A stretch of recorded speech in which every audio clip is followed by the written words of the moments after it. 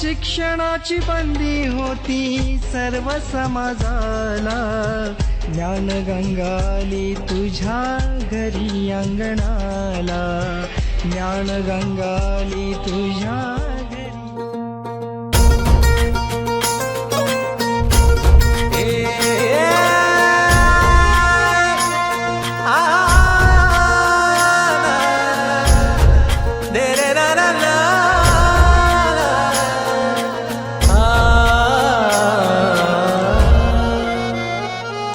ही वाट जरी वळणाची बळ येऊ दे हिमतीला, झुंजार होनी ललकार आसमानाला,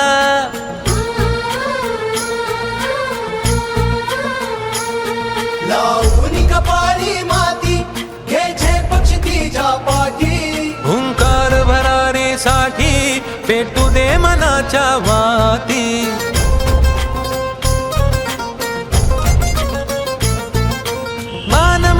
अभिमान मनाची शान खुल्या आसमानी, शान खुल्या आसमानी. हा रंग चढू दे हो सूर्य नवा भाळी, तेज नवे झळकू दे. हा रंग चढू दे.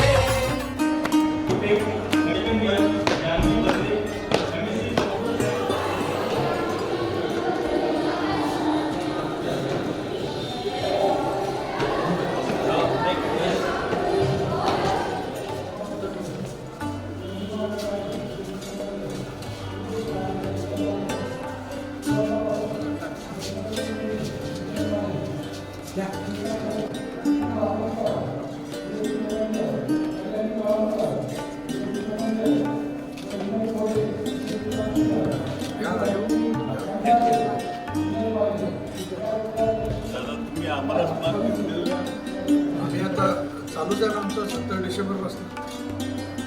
आता आमची दोन आणि एक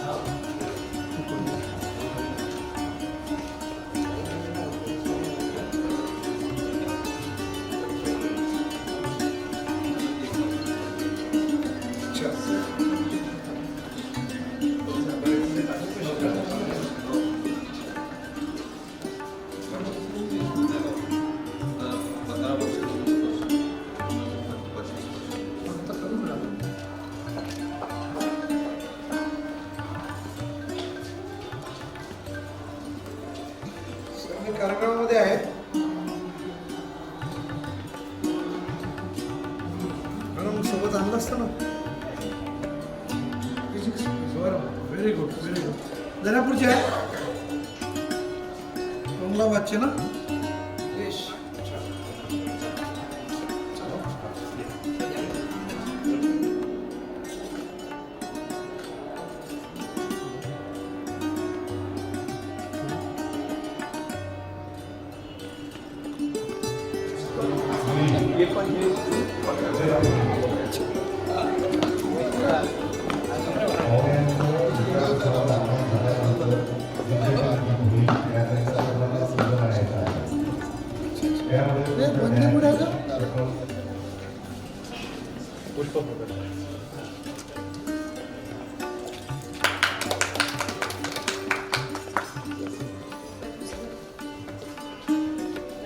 नमस्कार. फार छोटी झाली ती.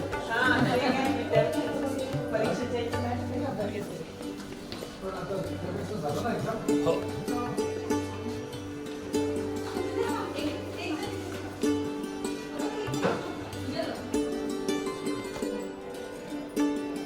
T-shirt चा PGG चा पुढे PGG घेता? फी किती घेता? मला माहिती.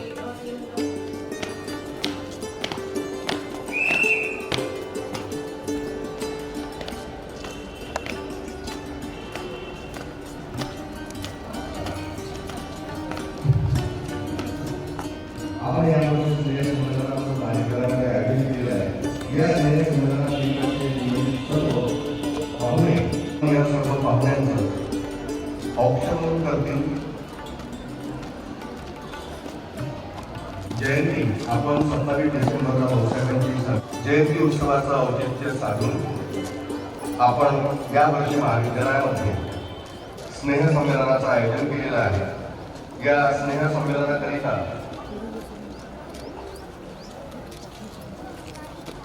आपल्या महाविद्यालयामध्ये मान्यवरांचा प्राध्यापक निलेश रावसाहेब जळमकर, चित्रपट लेखक दिग्दर्शक, माननीय प्राध्यापक केशवराव बहुरूपी, आजीवन सदस्य श्री शिवाजी शिक्षण संस्था, दीप प्रज्वलन करावं.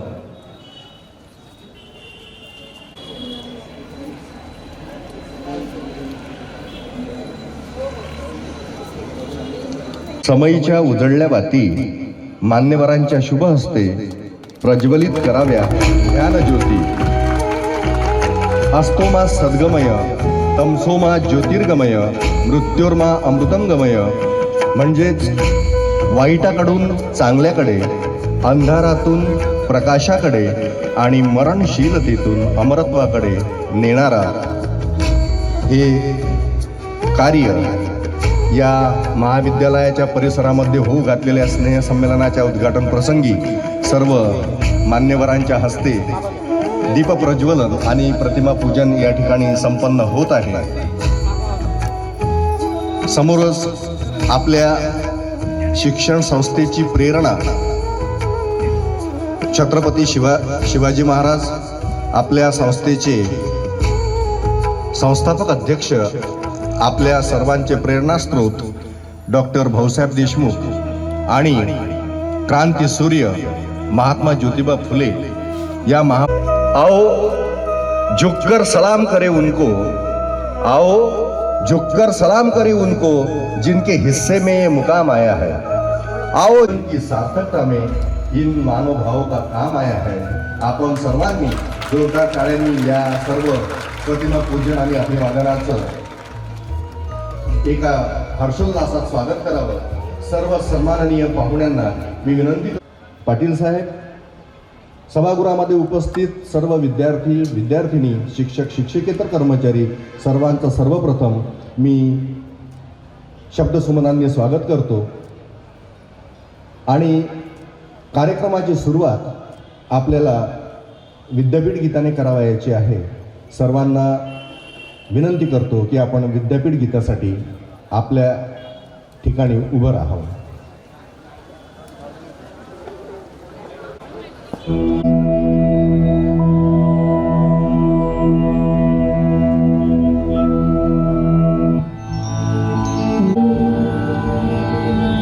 नित्यं च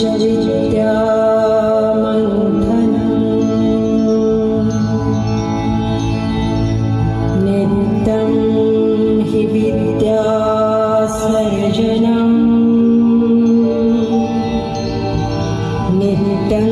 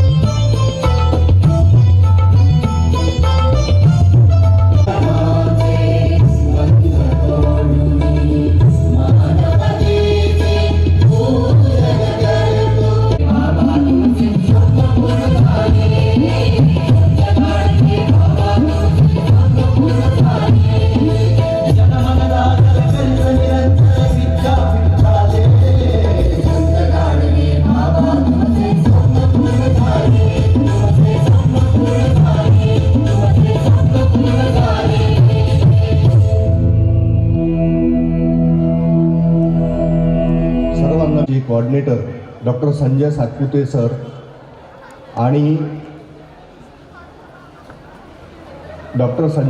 सर आणि जी समिती आहे आपल्या स्नेहसंमेलनाची, प्राध्यापक एल.एस. पवार सर,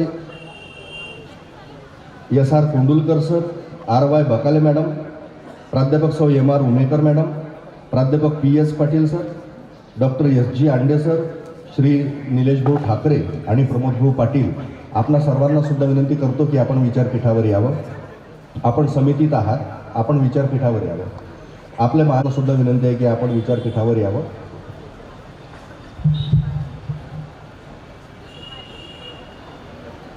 मित्रांनो, गेल्या 4 वर्षानंतर या महाविद्यालयामध्ये पुन्हा यावर्षी स्नेहसंमेलनाचं आयोजन आपण केलेलं आहे.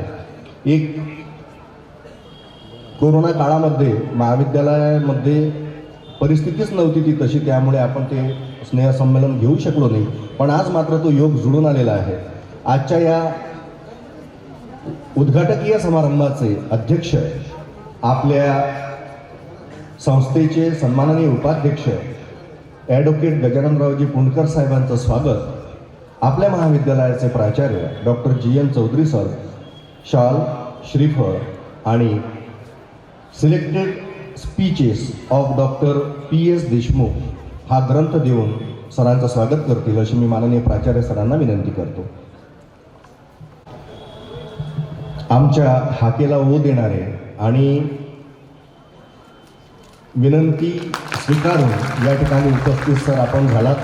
आम्ही महाविद्यालयाच्या वतीनं आपलं या ठिकाणी स्वागत करीत आहोत. यानंतर या स्नेहसंमेलनाचे वक्ता तथा उद्घाटक प्राध्यापक निलेश रावसाहेब जळमकर सरांचं स्वागतसुद्धा महाविद्यालयाचे प्राचार्य डॉक्टर जी.एन. चौधरी सर शाल, श्रीफळ आणि selected speeches of doctor P S. Deshmukh हा ग्रंथ देऊन करतील अशी मी सरांना विनंती करतो.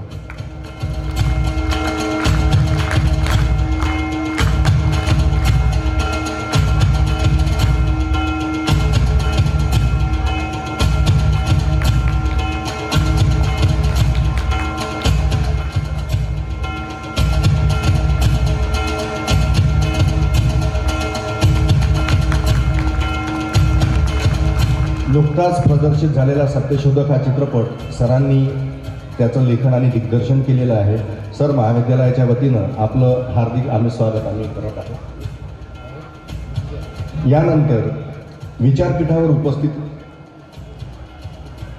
विशेष उपस्थितीमध्ये आपल्या संस्थेचे आजीवन सदस्य प्राध्यापक केशवराव बहुरूपी सरांचा सन्मान.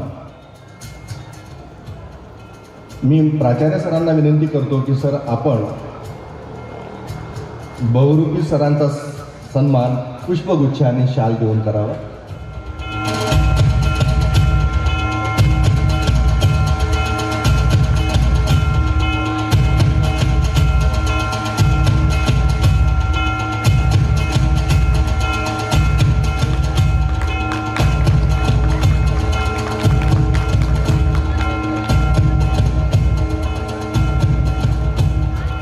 आपल्या संस्थेचे आजीवन सदस्य प्राध्यापक अशोकरावजी घोरमाडे सरांचं स्वागतसुद्धा आपण शाल, श्रीफळ आणि पुष्पगुच्छ देऊन करावं अशी मी माननीय प्राचार्य सरांना विनंती करतो.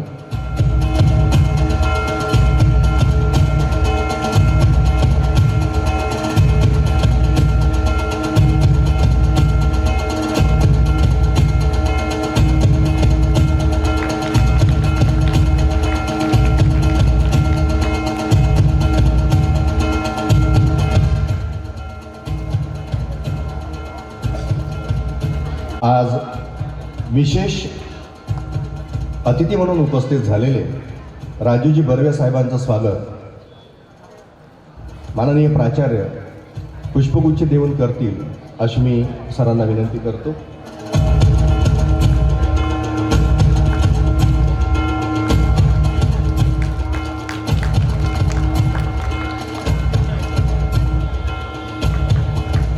आपल्या महाविद्यालयाचे सन्माननीय प्राचार्य डॉक्टर जी एन चौधरी सरांचं स्वागत पुष्पगुच्छ देऊन परीक्षित पाटील करतील अशी मी त्यांना विनंती करतो.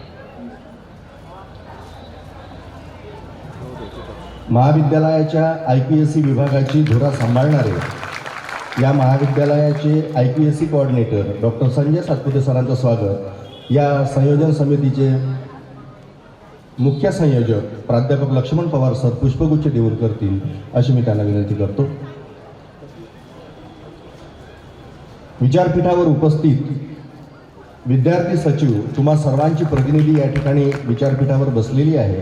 कुमारी जानवी बंदेंचं स्वागत करण्यासाठी मी उमेकर मॅडमला विनंती करतो की पुष्पगुच्छ देऊन आपण जानवी बंदे यांचं स्वागत करावं.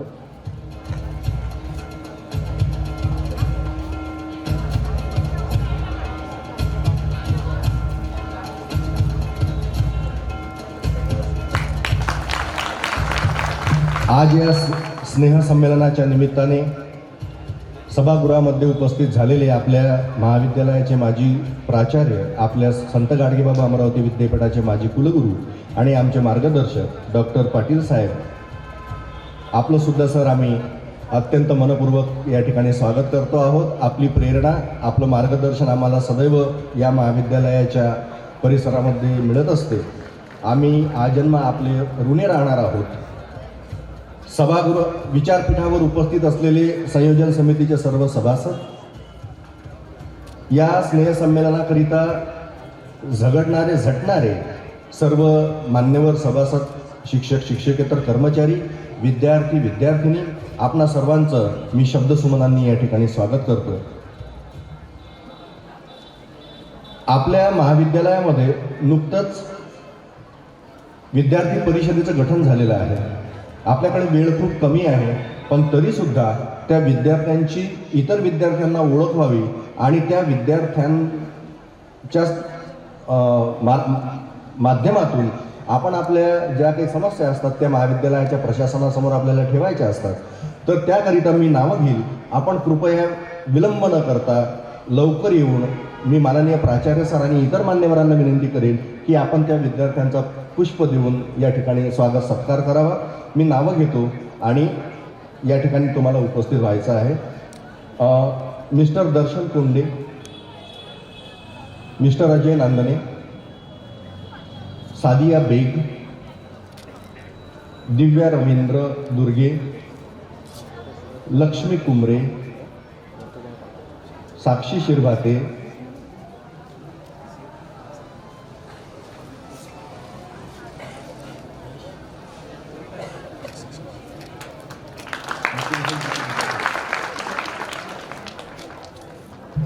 दिव्या दुर्गे, लक्ष्मी कुमरे, साक्षी शिरभाते, राधिका शिरभाते, घोषणा राऊत, साधना पारिसे, साक्षी शिंगरवाडे, अश्विनी ठेगेवार, चला या लवकर पटपट, आचल गुलांडे, प्रियंका जगदेवे, प्रतीक्षा सिलकर, दीक्षा सावरकर, वैष्णवी रगडे, प्रणव लाड, श्रद्धा बसले, श्रीपाली कुईटे, कोमल गुल्हाने, दीपाली नानोटकर,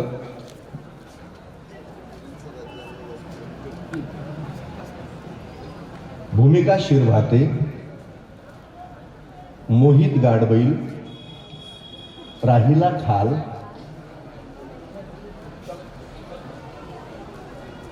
आकांक्षा पोकळे, श्रेया पेटे, सानिया शेख, दर्शना चौधरी, श्रुतिका वानखडे, साक्षी हेटे, प्रणाली सातपुते, ज्योत्स्ना बोहरुपी, भावना पाठक, श्वेता खंडार,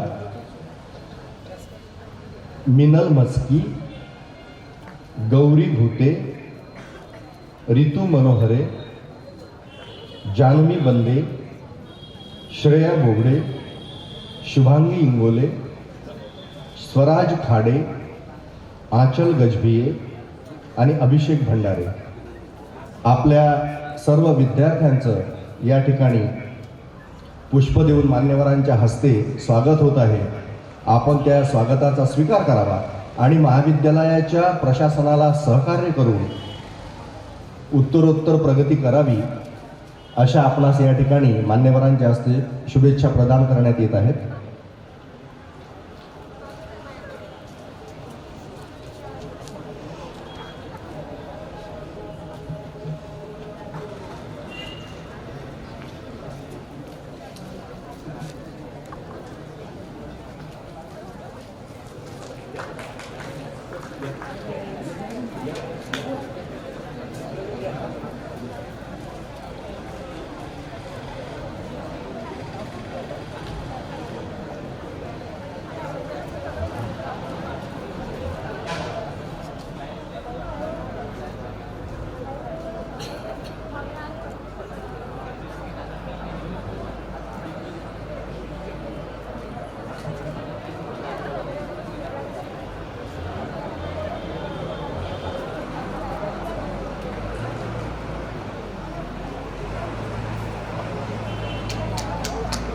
विद्यार्थ्यांचा या ठिकाणी स्वागत सत्कार होत आहे आणि टाळ्या वाजवून एक ऊर्जा सभागृहामध्ये ऊर्जा निर्माण आपल्याला करायची आहे. एकदा जोरदार टाळ्या वाजवून या विद्यार्थ्यांचं आपल्याला स्वागत करायचं आहे.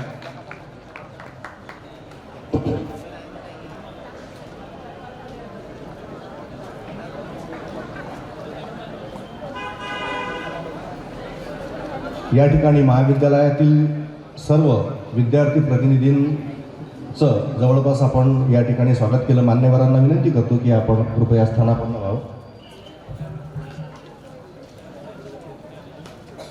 दिनांक 27 जानेवारी 2024 ते दिनांक 30 जानेवारी 2024 पर्यंत या महाविद्यालयाच्या प्रांगणात स्नेहसंमेलनाचं आयोजन आपण केलेलं आहे. याला आपण नाव दिलेलं आहे उमंग 2024.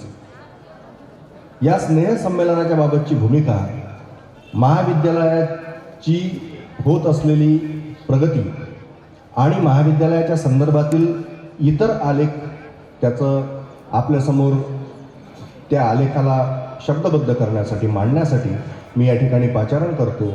आपल्या महाविद्यालयाचे प्राचार्य डॉक्टर GN चौधरी सर आपण कृपया प्रास्ताविक करावं.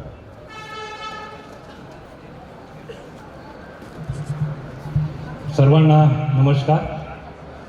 विद्येचे आराध्य दैवत माता सरस्वती, स्वराज्याचे संस्थापक छत्रपती शिवाजी महाराज, क्रांतीसूर्य महात्मा फुले आणि डॉक्टर पंजाबराव उपाख्य भाऊसाहेब देशमुख यांच्या पावन स्मृतीस मी विनम्र अभिवादन करतो. श्री शिवाजी शिक्षण संस्था द्वारा संचालित महात्मा फुले कला वाणिज्य व सीतारामजी चौधरी विज्ञान महाविद्यालय वरुड, जिल्हा अमरावती आयोजित या स्नेहसंमेलनास आपल्या सर्वांचे मनापासून स्वागत करतो. आपल्यामधील सुप्त कलागुणांचा विकास व्हावा याच उद्देशाने या 4 दिवसीय विविध प्रेरणादायी अशा विविध उपक्रमाचे आयोजन आजपासून तर 30 तारखेपर्यंत आपण केलेले आहे.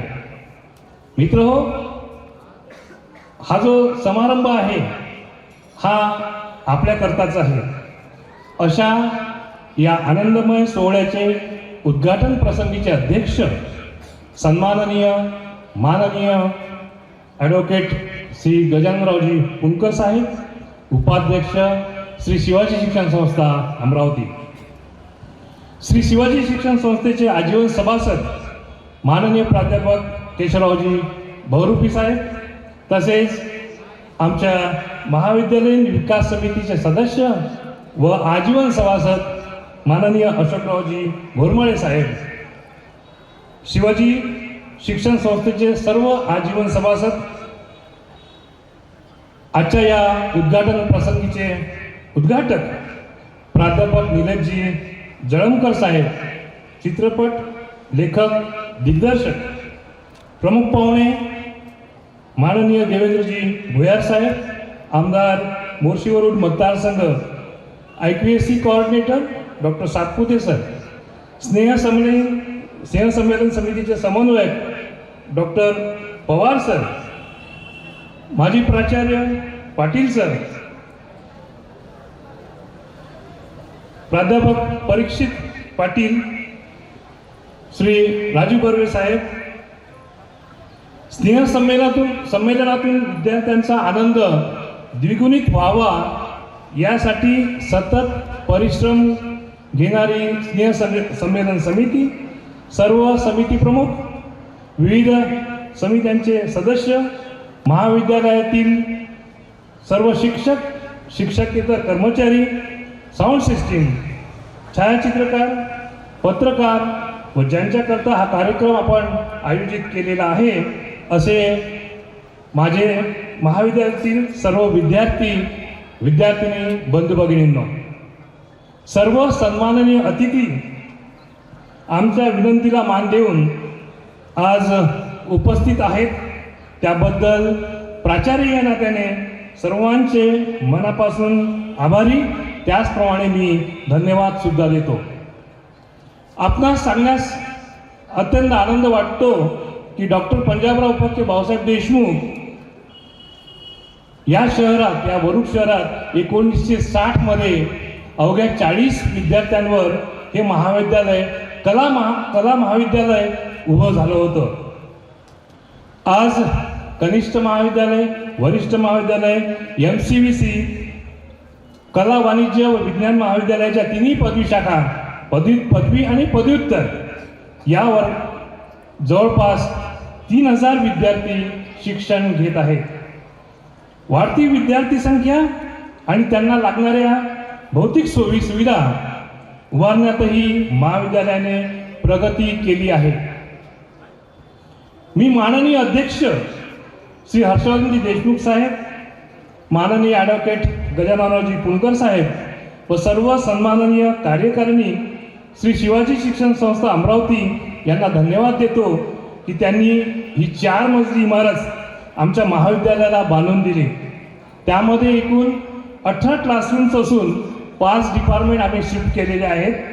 त्यामध्ये एक प्रयोगशाळा आहे आणि एक सेमिनार रूम सुद्धा आहे.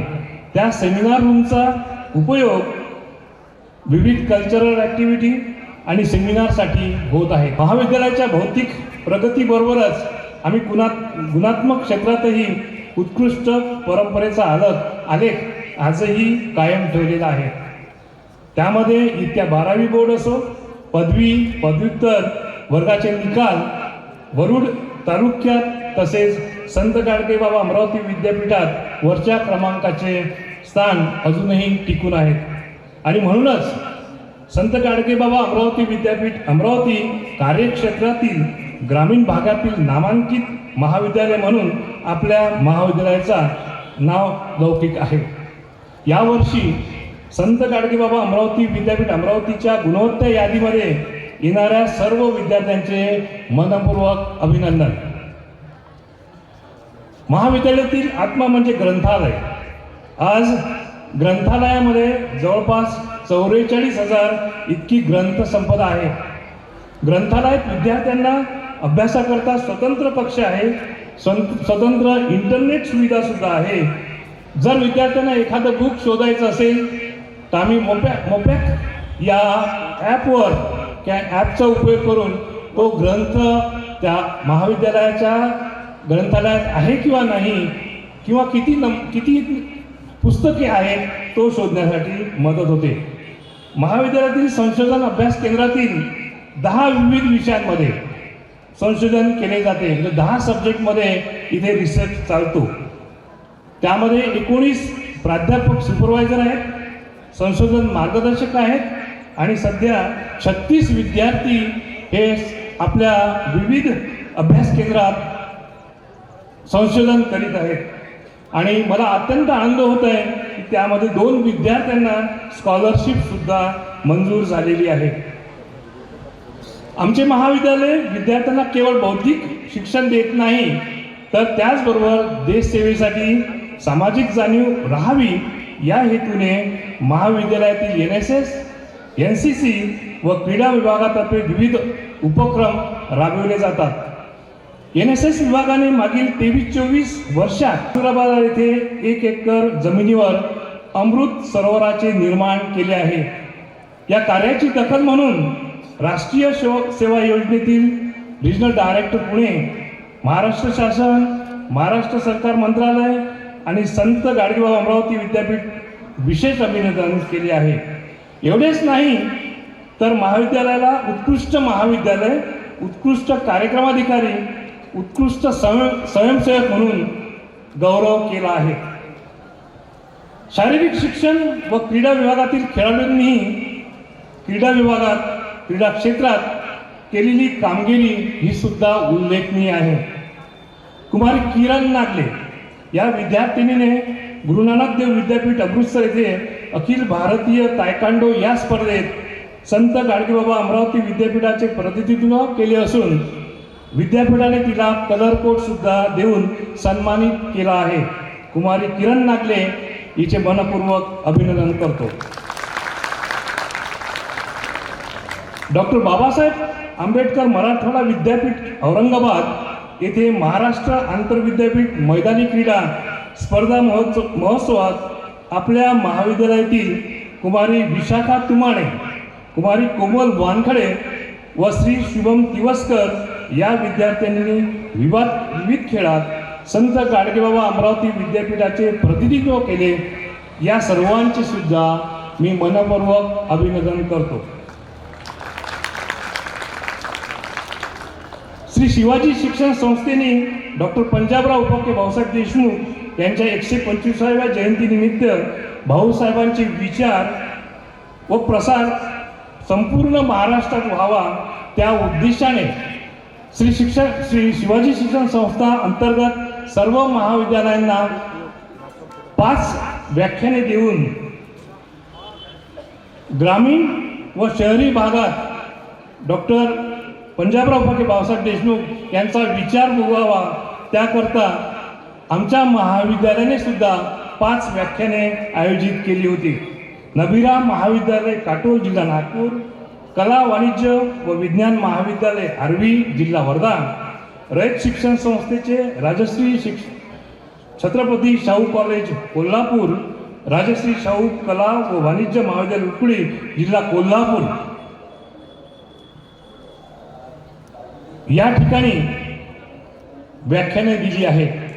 आम्ही व्याख्यानच दिली नाही तर त्या महाविद्यालयाला 10 संदर्भ ग्रंथ व भाऊसाहेबांच्या प्रतिमेचा फोटो सुद्धा भेट म्हणून दिलेला आहे. या 4ही महाविद्यालयाचे वक्ते म्हणून डॉक्टर चतुर्भुज कदम हे होते आणि 5वे पुष्प वरुड येथील रामदेवबाबा मंगलम या सार्वजनिक ठिकाणी आयोजित करण्यात आले होते. भाऊसाहेबांच्या विचारांना अनुसरून सामाजिक उत्तरदायित्व आपली जबाबदारी म्हणून महाविद्यालयातील प्राध्यापकांच्या सहकार्याने कॉर्पस फंडमधून महाविद्यालयातील 24 विद्यार्थ्यांना प्रत्येकी 1500 रुपये शिष्यवृत्ती तसेच CSR फंडमधून 12 विद्यार्थ्यांना प्रत्येकी 2000 रुपये शिष्यवृत्तीचा वाटप या 26 जानेवारी 2024ला केला आहे.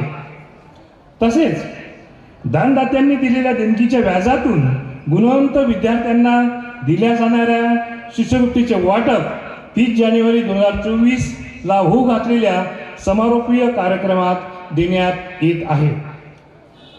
या वर्षीपासून नवीन राष्ट्रीय शैक्षणिक धोरण लागू झाले असून आमचे शिक्षक विद्यार्थ्यांना पूरक अभ्यासक्रम तसेच विद्यार्थ्यांना जास्तीत जास्त क्रेडिट कसे मिळतील त्यासाठी स्किल बेस्ड प्रमाणपत्र तयार करण्यासाठी प्रयत्नशील राहतील व विद्यार्थ्यांना भरपूर क्रेडिट्स मिळतील अशी मी आशा करतो. या 4 दिवसात होऊ घातलेल्या उत्सवात विद्यार्थ्यांनी भरपूर सहभाग घ्यावा. तसेच आपल्या या स्नेहसंमेलनात कुठेही गालबोट लागणार नाही याची सर्व जबाबदारी विद्यार्थी प्रतिनिधी सर्व शिक्षक व शिक्षकेतर कर्मचारी घेतील अशी मी आशा करतो व माझे प्रास्ताविक थांबवतो. जय हिंद, जय महाराष्ट्र.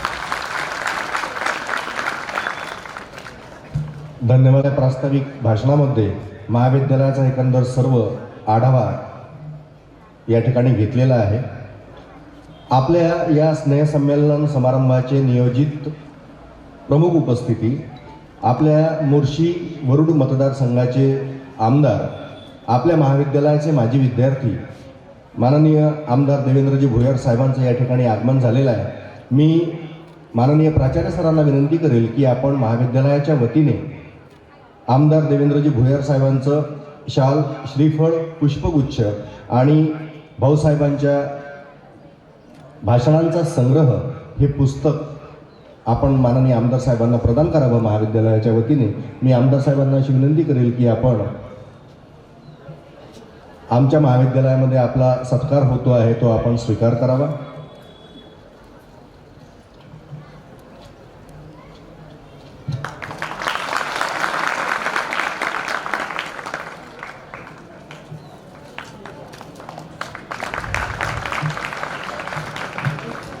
या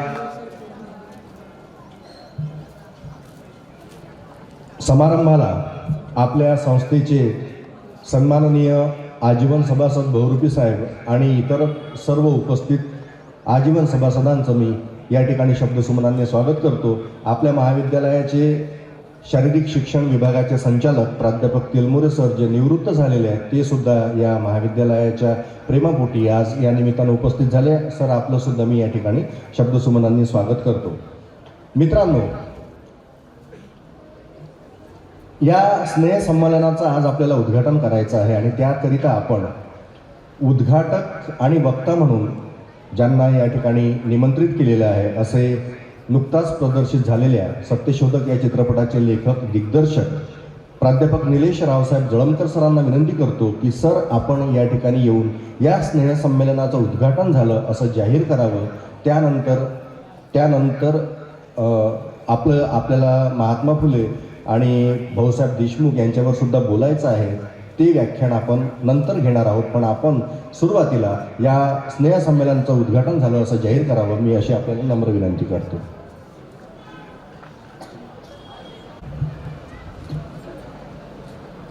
कर्मयोगी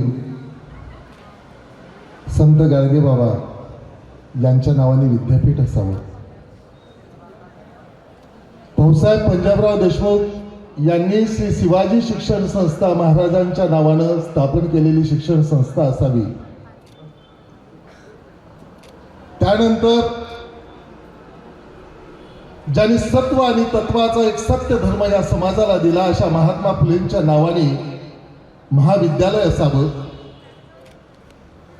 त्याच्या अध्यक्षस्थानी शिवाजी शिक्षण संस्थेचे उपाध्यक्ष जे कुठलंही सामाजिक कार्य असो स्वतः आणि शिक्षण संस्थेलाही त्या सहभागी करून घेतात असे आमचे मार्गदर्शक, आमचे वडील आदरणीय गजानन दादा फुलकर या कार्यक्रमाच्या अध्यक्षस्थानी असावे. त्यानंतर ज्यांना सामाजिक जाण आणि भान आहे असं तरुण तळपदार महाराष्ट्राचं उभरतं नेतृत्व आपल्या वरुड मोर्शी मतदारसंघाचे आमदार आदरणीय आमदार देवेंद्रजी भुयार इथे प्रमुख उपस्थितीत असावे. त्यांना यासाठी जाण आणि भान असलेलं मी म्हणतोय की मला आमचे मोठे बंधू जे या चित्रपटाचे गीतकार आहेत डॉक्टर चंदू पाखरे यांनी सांगितलंय की इथल्या प्रत्येक मुलांनी हा विषय पाहिला पाहिजे. या तळमळीतून त्यांनी 8 दिवस मोर्शी आणि वरुड तालुक्याला त्यांच्याकडून सत्यशोधक सिनेमा दाखवला. त्यासाठी त्यांना सामाजिक आणि भान असलेले मी तरुण तळपदार आमदार म्हणतोय असे देवेंद्रजी भुयार. त्यानंतर मंचावर उपस्थिती प्राध्यापक केशवरावजी बहुरूपी, अशोकराव घोरमोडे आणि प्राचार्य ज्यांचं प्रास्ताविक मी ऐकत होतो असे चौधरी सर, हे सगळ्या लोकांची उपस्थिती असावी. मी उद्घाटन जाहीर करण्याच्या आधी एक कार्यक्रम बघत होतो की मूळ आल्याच एक गोष्ट पाहिली. पाहत होतो मी समोर कोण आहे, किती मुलं आहेत, किती मुली आहेत. मुलांच्या संख्येपेक्षा मुलींची संख्या जास्त दिसत होती. त्यानंतर जी स्टुडंट काउन्सिल आहे त्या त्यामध्ये जेव्हा नावं जाहीर होत होते मी पाहत होतो 2 मुलांचे आणि 15 मुलींची नावं जाहीर होत होती. हे सर्व त्याच महाविद्यालयात घडू शकते ज्या महाविद्यालयाचं नाव महात्मा फुलेंच्या नावानं असू शकते, तिथेच हे घडू शकते याचा मला पुन्हा विश्वास पटतो. आजच्या या अशा सुंदर वातावरणामध्ये 3 दिवस चालणाऱ्या या स्नेह संमेलनाचा हा उद्घाटन सोहळा आहे. या सगळ्या सोहळ्यामध्ये या सगळ्या मान्यवरांची उपस्थिती आहे आणि मला डॉक्टर चंदू पाखरेंनी ही जबाबदारी दिलेली आहे उद्घाटक, त्या नात्यानं या 3 दिवसीय उमंग 2024चं उद्घाटन झालं एवढं जाहीर करतो आणि तुमच्याशी संवाद साधण्यासाठी मी थोड्या वेळाने पुन्हा येतो. धन्यवाद.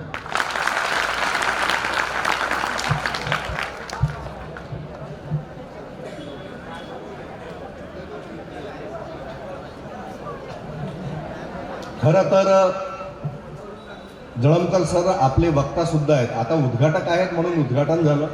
व्याख्यान आपण काही काळानंतर घेणार आहे.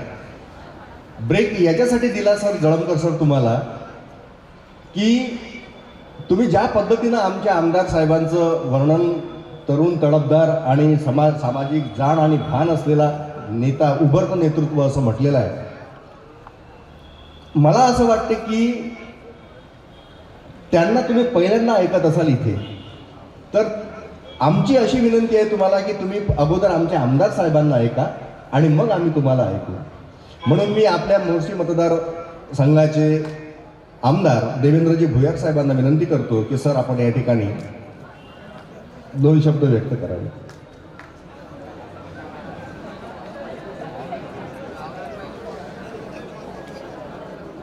मला 2020चा प्लेस केला, क्लिअरच केला.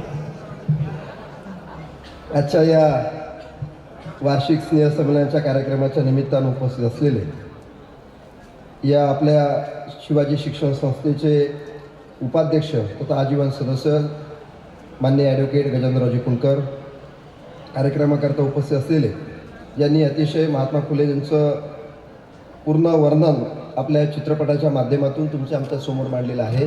असे आमचे सहकारी निलेशजी जळमकर, कार्यक्रमाकरता आमचे केशव काका बहुरूपी, अशोकरावजी घोरमाडे, ज्यांनी मला इथं कार्यक्रमाकरता येण्याची संधी प्राप्त करून दिली असे आमचे मार्गदर्शक चौधरी सर आणि उपस्थित सर्व आदरणीय व्यासपीठ आणि मोठ्या संख्येनं उपस्थित असणाऱ्या सर्व आमच्या महिला भगिनी आणि आपले सगळे युवा मंडळी.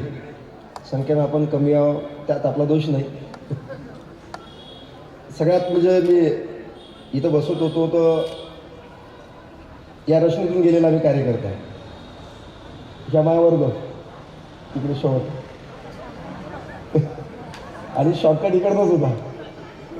मी जेवढं म्हणजे साधारणतः फर्स्ट इयर म्हणजे 11वी आणि 12वी चौधरी सर हां त्यांच्यासाठी नाही. 11वी आणि 12वी इथं होतो. मुदनाईक सर, काळमेंग सर, ही सगळी मंडळी तिथं मला शिकत होती. जेवढे वर्ष मी इथं शिकलो साधारणतः एक सत्र 200 दिवसाचं सत्र राहतं असं एक सत्र. त्या 200 दिवसाच्या सत्रामध्ये किमान 2 दिवस मी या गेटवरून आलो असेल, बाकी 198 दिवस मी मागून झालो. खिडकी एवढी मोठी होती का डायरेक्ट कार्यक्रम होता. सगळी तशी व्यवस्था आम्ही केली होती. ते तुमच्यासाठी नाही आहे, त्या सगळ्या मंडळीला माहीत असलं पाहिजे की आपण कसं तयार झालो. आता पाहुणे आहे ना, निलेश राव आहे, गजानन राव आहे, यांना सगळं माहीत असलं पाहिजे. सांगण्याचं तात्पर्य असं होतं, सुना पाटील सर तिथं आहे, त्यांच्या मार्गदर्शनाखाली मी तयार झालो. या मातीतून तयार झालो. अतिशय जिव्हाळा प्रेम खऱ्या अर्थाने मातीशी होता आणि आजही आहे. महात्मा फुले महाविद्यालयातून आता मी चौधरी सरांना विचारत होतो की आपल्या इथून MPSC झालेलं पोरं किती, म्हणजे सांगता येणार नाही एवढी संख्या आहे. UPSC झाले किती, बरेचशी संख्या आहे. हे खरं वैभव, या मातीचं जर कुठलं वैभव असेल खरं तर हे या मातीमध्ये असणारी जी जादू आहे आणि त्या जादूतून तयार झालेले जे काही पोरं आहे आज MPSC UPSC विविध क्षेत्रामध्ये गेले, हे खऱ्या अर्थाने मातीचं वैभव आहे. आणि मग ह्या माती आपल्या डोक्याला जर मान ज्या माणसाला लावली, ज्या विद्यार्थ्यांना लावली, तो धन्य झाल्याशिवाय राहणार नाही, त्याचं जीवनाचं सार्थकी लागल्याशिवाय राहणार नाही. एवढी ताकद आणि क्षमता या मातीमध्ये आहे. मी बऱ्याच वर्षापासून या 11वी 12वी इथं शिकण्यासाठी संधी प्राप्त झाली. इथं न्यू इंग्लिशमधून आलो आणि डायरेक्ट इथं. आणि त्यावेळेस परिस्थिती अशी होती का ॲडमिशन भेटत होती, कुठंच जमत होतं. आर्ट सायन्स, आर्टमध्ये तर नव्हताच ना, सायन्सचा तर विषयच नव्हता आपला. कारण काठावरला गडी होतं, 40च्या अंतरचा असल्यामुळं कोणी विचारतच नव्हतं. काळमेघ सर कदाचित रिटायर झाले बहुतेक. सुनीलराव काळमेघ आहे ना, काळमेघ सरांकडे आलो. म्हटलं सर जमन काय आर्टमध्ये, बोडकेसरची शिफारस घेऊन आलो. त्यानं सांगितलं ते पिशी मार्कशीट पाहिल्याबरोबर सांगितलं का तू या महात्मा फुलेच्या लायकीचा तू आहे नाही, उद्यापास तू कोण्या आजून मेंबरकडे याची त्याची चिठ्ठी काही आणू नको, काय कार्यक्रम जमत नाही. मग म्हटलं सर पर्याय काय आहे, की त्यानं सांगितलं का MCVCला कोणाचीच म्हणजे ॲडमिशन फार कमी आहे. जर तिथं जर जमत असेल तर जमून पाय काळमेघ सरला भेटून घे. काळमेघ सरला भेटायला शाळेत मिळालो, मी घरी गेलो. सर म्हटलं जमन काय ॲडमिशन तर मला जमते, पण ते तुला फी वगैरे त्याची जे काही आहे ते फी भरावं लागेल. मग काही चिंता करू नका, ते भरतो. आणि मग आता पिक्चरचा विषय निघाला म्हणून सांगतो. या कॉलेजमधून मी पूर्ण विद्यार्थी घेऊन एक पिक्चर पाहिला. पूर्ण विद्यार्थी घेऊन गेलो. तुम्ही जवळपास आमच्या ट्रेडचे हॉर्टिकल्चर असेल, इलेक्ट्रिक असेल, 2-3 ट्रेड आमच्याकडे होते, मोटर मेकॅनिकचा.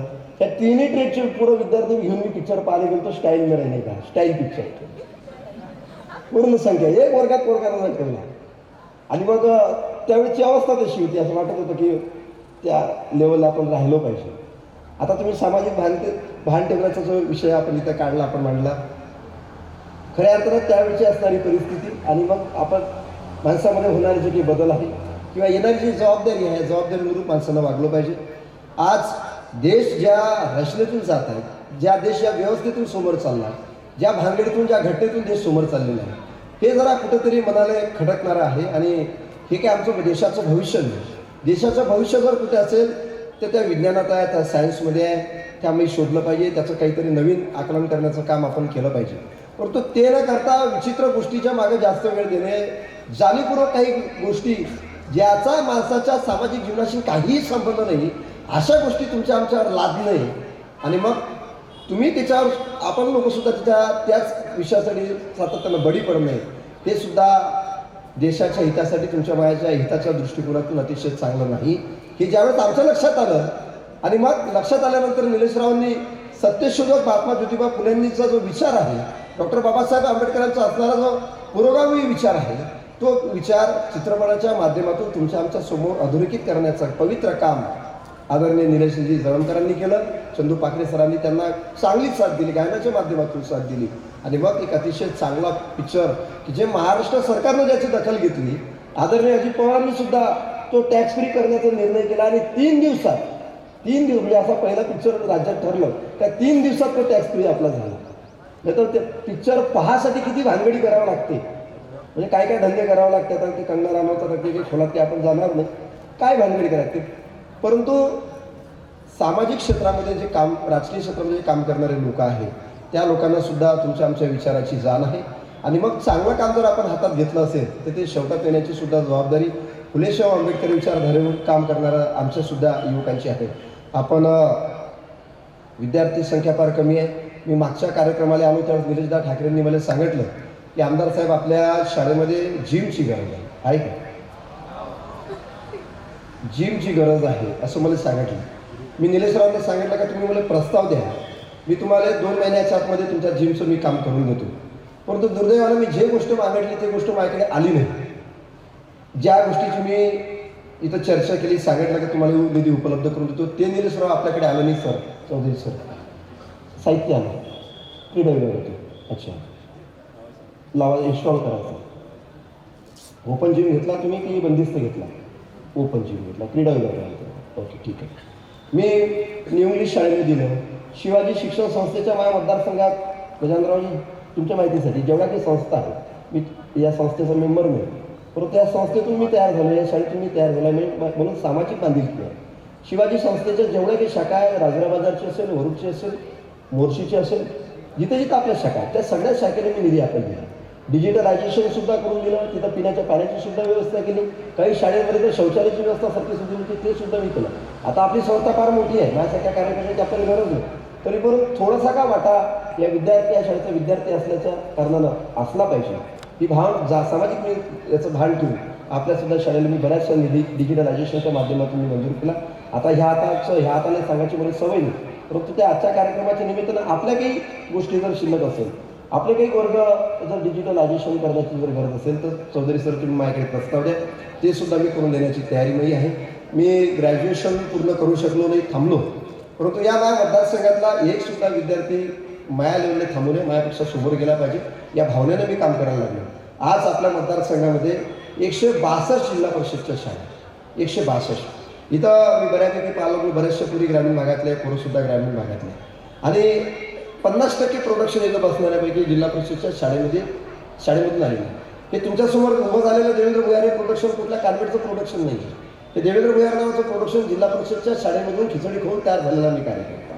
आणि मग त्या खिचडीशी इमानदारी ठेवायची, त्या शाळेशी प्रामाणिकता ठेवायची, त्या मातीशी प्रामाणिकता ठेवायची, आणि मग त्या शाळा डेव्हलप झाल्या पाहिजे हे डोक्यामध्ये ठेवून मधातल्या काळामध्ये आम्ही डिसले गुरुजींचा सुद्धा एक ज्ञानेश्वराजी कार्यक्रम घेतला. डिसले गुरुजींना सुद्धा आम्ही बोलावलं आणि मग कार्यक्रम घेतला. आणि त्या कार्यक्रमात आम्ही ठरवलं की या मतदारसंघातल्या जे आधुनिक जगामध्ये जर टीकाचा असेल तर त्या पद्धतीचा शिक्षक असला पाहिजे आणि त्या पद्धतीचे विद्यार्थी सुद्धा आपले असले पाहिजे, आणि त्या विद्यार्थ्यांना त्या रचनेमध्ये आपल्याला आणावं लागेल. मग तेच डोळ्यासमोर आम्ही ठेवून या मतदारसंघातल्या 100 जिल्हा परिषदच्या शाळा, 100 जिल्हा परिषदच्या शाळा आम्ही डिजिटलायझेशन करून दाखवलेलं आहे. 100 शाळा. आणि एवढंच नाही, ज्या खाजगी संस्था आहेत, ज्या ATS शाळा असेल, आता वास्तविक संस्था फार मोठी आहे, किंवा जागृत शाळा असेल, जनता शाळा असेल, काही शाळा सर आपण चौधरी सर याही शाळासुद्धा एकूण 86 खाजगी शाळासुद्धा आपण डिजिटलायझेशन करण्याचं काम सपाट्यानं जवळपास पूर्ण केलेलं आहे. आता हे सगळं आम्ही करू, इथं काही विषय नाही. आम्हाला मी त्या शाळेतला विद्यार्थी असल्यामुळे त्याची मला जाणीव आहे, परंतु काही जबाबदारी आमची शिक्षक लोकांची सुद्धा आहे. आता मी बऱ्याच ठिकाणी पाहिलं, मी शिक्षकांविषयी काही वाईट बोलणार नाही, पण मी बऱ्याच ठिकाणी डिजिटलायझेशन दिलं.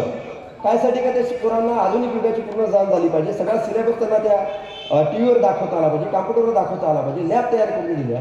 आणि काही ठिकाणी मी असं पाहिलं की शाळेत गोरमाळेसर साहित्य दिलं, महिनाभर ते शाळेनं ते साहित्य चालवलं, आणि महिन्याभरानंतर ज्या डब्यात नाही दिलं त्याच डब्यात त्यांनी पॅक करून स्लॅबवर लिहून दिलं. असं सुद्धा शिक्षक मंडळी आहे. आता बोलावं कोणाला, सांगावं कोणाला? शिक्षकांविषयी बोलता येत नाही. बोलले ते आपले प्रोफेसर बोलले घरी बसा लागले ते, पण जास्त बोलताच येत नाही. मी त्या शिक्षकांना विचारलं का म्हटलं तुम्ही बंद काय केलं, काय कारण काय? आणि पोरांनी सांगितलं का म्हणजे तुम्ही आमच्या शाळेत TV दिली ते बंद पडला म्हणे. त्या पोराच्या बापाने मला सांगितलं. मग मी विचारायला गेलो तर त्यांनी सांगितलं शिक्षकांनी का ते म्हणजे साहेब रूम नंबर 3 मधून केबल आणावं लागते, रूम नंबर 6 मध्ये केबल नाही लंबा आहे, ते काही जमलं नाही म्हटलं म्हणून काय आणता नाही. म्हणजे 100 रुपयाचं बुस्टर आणणार नाही, ते बुस्टर लावणार नाही, तेवढा एक वायर टाकणार नाही. म्हणजे केवढी मानसिकता आमची शिक्षक मंडळीची आहे. पण हे याच्यापेक्षा तुम्हाला सोबत होऊन सांगून देतो. आता तुम्ही सगळे संस्थेतले जाणकार लोक आहे, समाजाच्या मुख्य प्रवाहामध्ये आपण काम करतो. काही शिक्षक मंडळी तर अशी आहे, मधातल्या काळामध्ये मी केजरीवालचं शिक्षण फार चांगलं आहे, गोरोटी काका भाऊजी, केजरीवालचं शिक्षण फार चांगलं आहे मधातल्या काळामध्ये मला काही लोकांनी सांगितलं. म्हणजे तुम्ही ते पाहाले जा. मी म्हटलं बघ त्याच लोकांनी नाही आहो, पण असं करतो की एक शिक्षक मंडळी आहे, मी त्यांना तिकडे पाठवतो. मी आपल्या तालुक्यातल्या दोन्ही तालुक्यातले नगर परिषद आणि जिल्हा परिषदचे काही शिक्षक निवडले ज्याच्यात शिक्षणामध्ये त्यांना गोडी आहे, तर त्या शिक्षकांना मी पाठवलं. म्हटलं तुम्ही असं करा, नगर परिषदकडून मी तुम्हाला पैसे देतो, तुम्ही केजरीवालचे प्रोडक्ट हे पाहायला जा.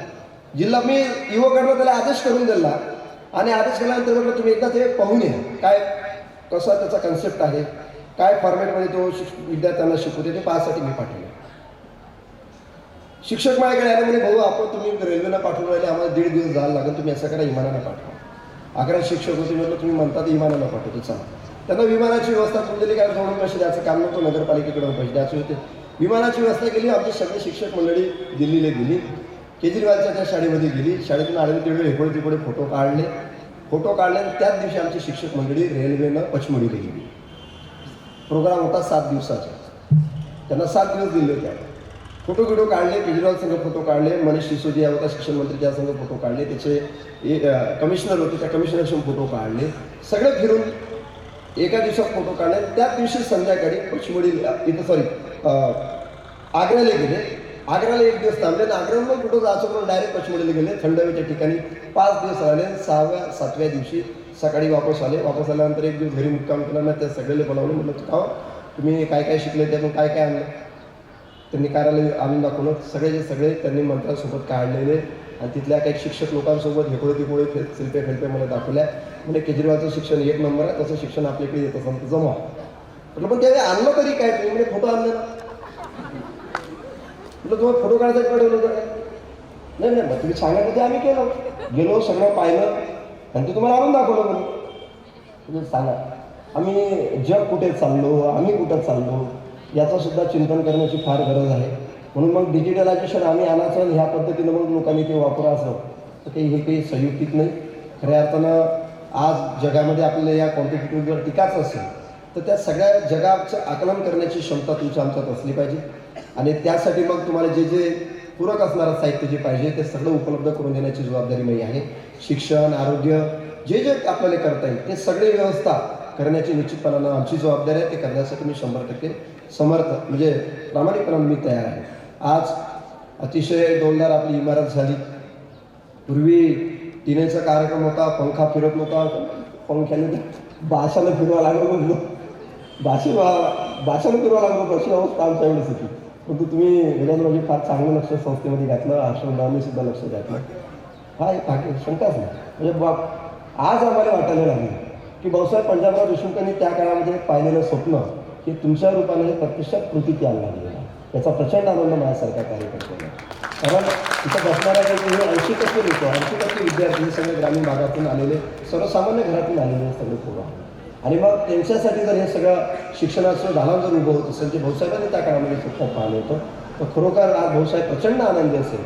हे आमच्या गोरगरीब कष्टकरी पोरांच्या बापांच्या लेकरांसाठी हे सगळं आपण उभं केलं. अतिशय चांगलं काम चौधरी सरांच्या रूपानं आपल्या या शाळेमध्ये होत आहे. आणि त्याचबरोबर पाखरे सरचा कसा परफॉर्मन्स आहे तुम्हाला माहीत आहे, काही सांगायचं काम नाही. सत्यशोधक पिक्चरमध्ये अतिशय चांगली महत्त्वाची भूमिका पाखरे सरांनी त्यावेळेस घेतली. ज्यावेळेस प्रोमो आम्ही सत्यशोधकचा शिंदे साहेबांच्या कार्यक्रमामध्ये आम्ही पूर्वीच दाखवलं. आणि मग आता मी असं ठरवलं की मला जे काही पेमेंट मिळते, आमदार म्हणून जे काही पेमेंट मिळते, जे काही साधनं सुविधा मला मिळते त्याचा उपयोग घेऊन आपल्या मतदारसंघातल्या ज्या मुली आहेत, जे कॉलेजमधील मुली आहेत त्या मुलींना आपण पहिले तो पिक्चर दाखवायचा, पहिले मुलींना दाखवायचा आणि मग मुलांना. ज्या पद्धतीनं आम्ही ते रचना केलेली आहे. मला ते काल 2 बॅचवर आपल्याकडनं गेलं जनता शाळेमध्ये, काल परवा 2 दिवस गेल्या.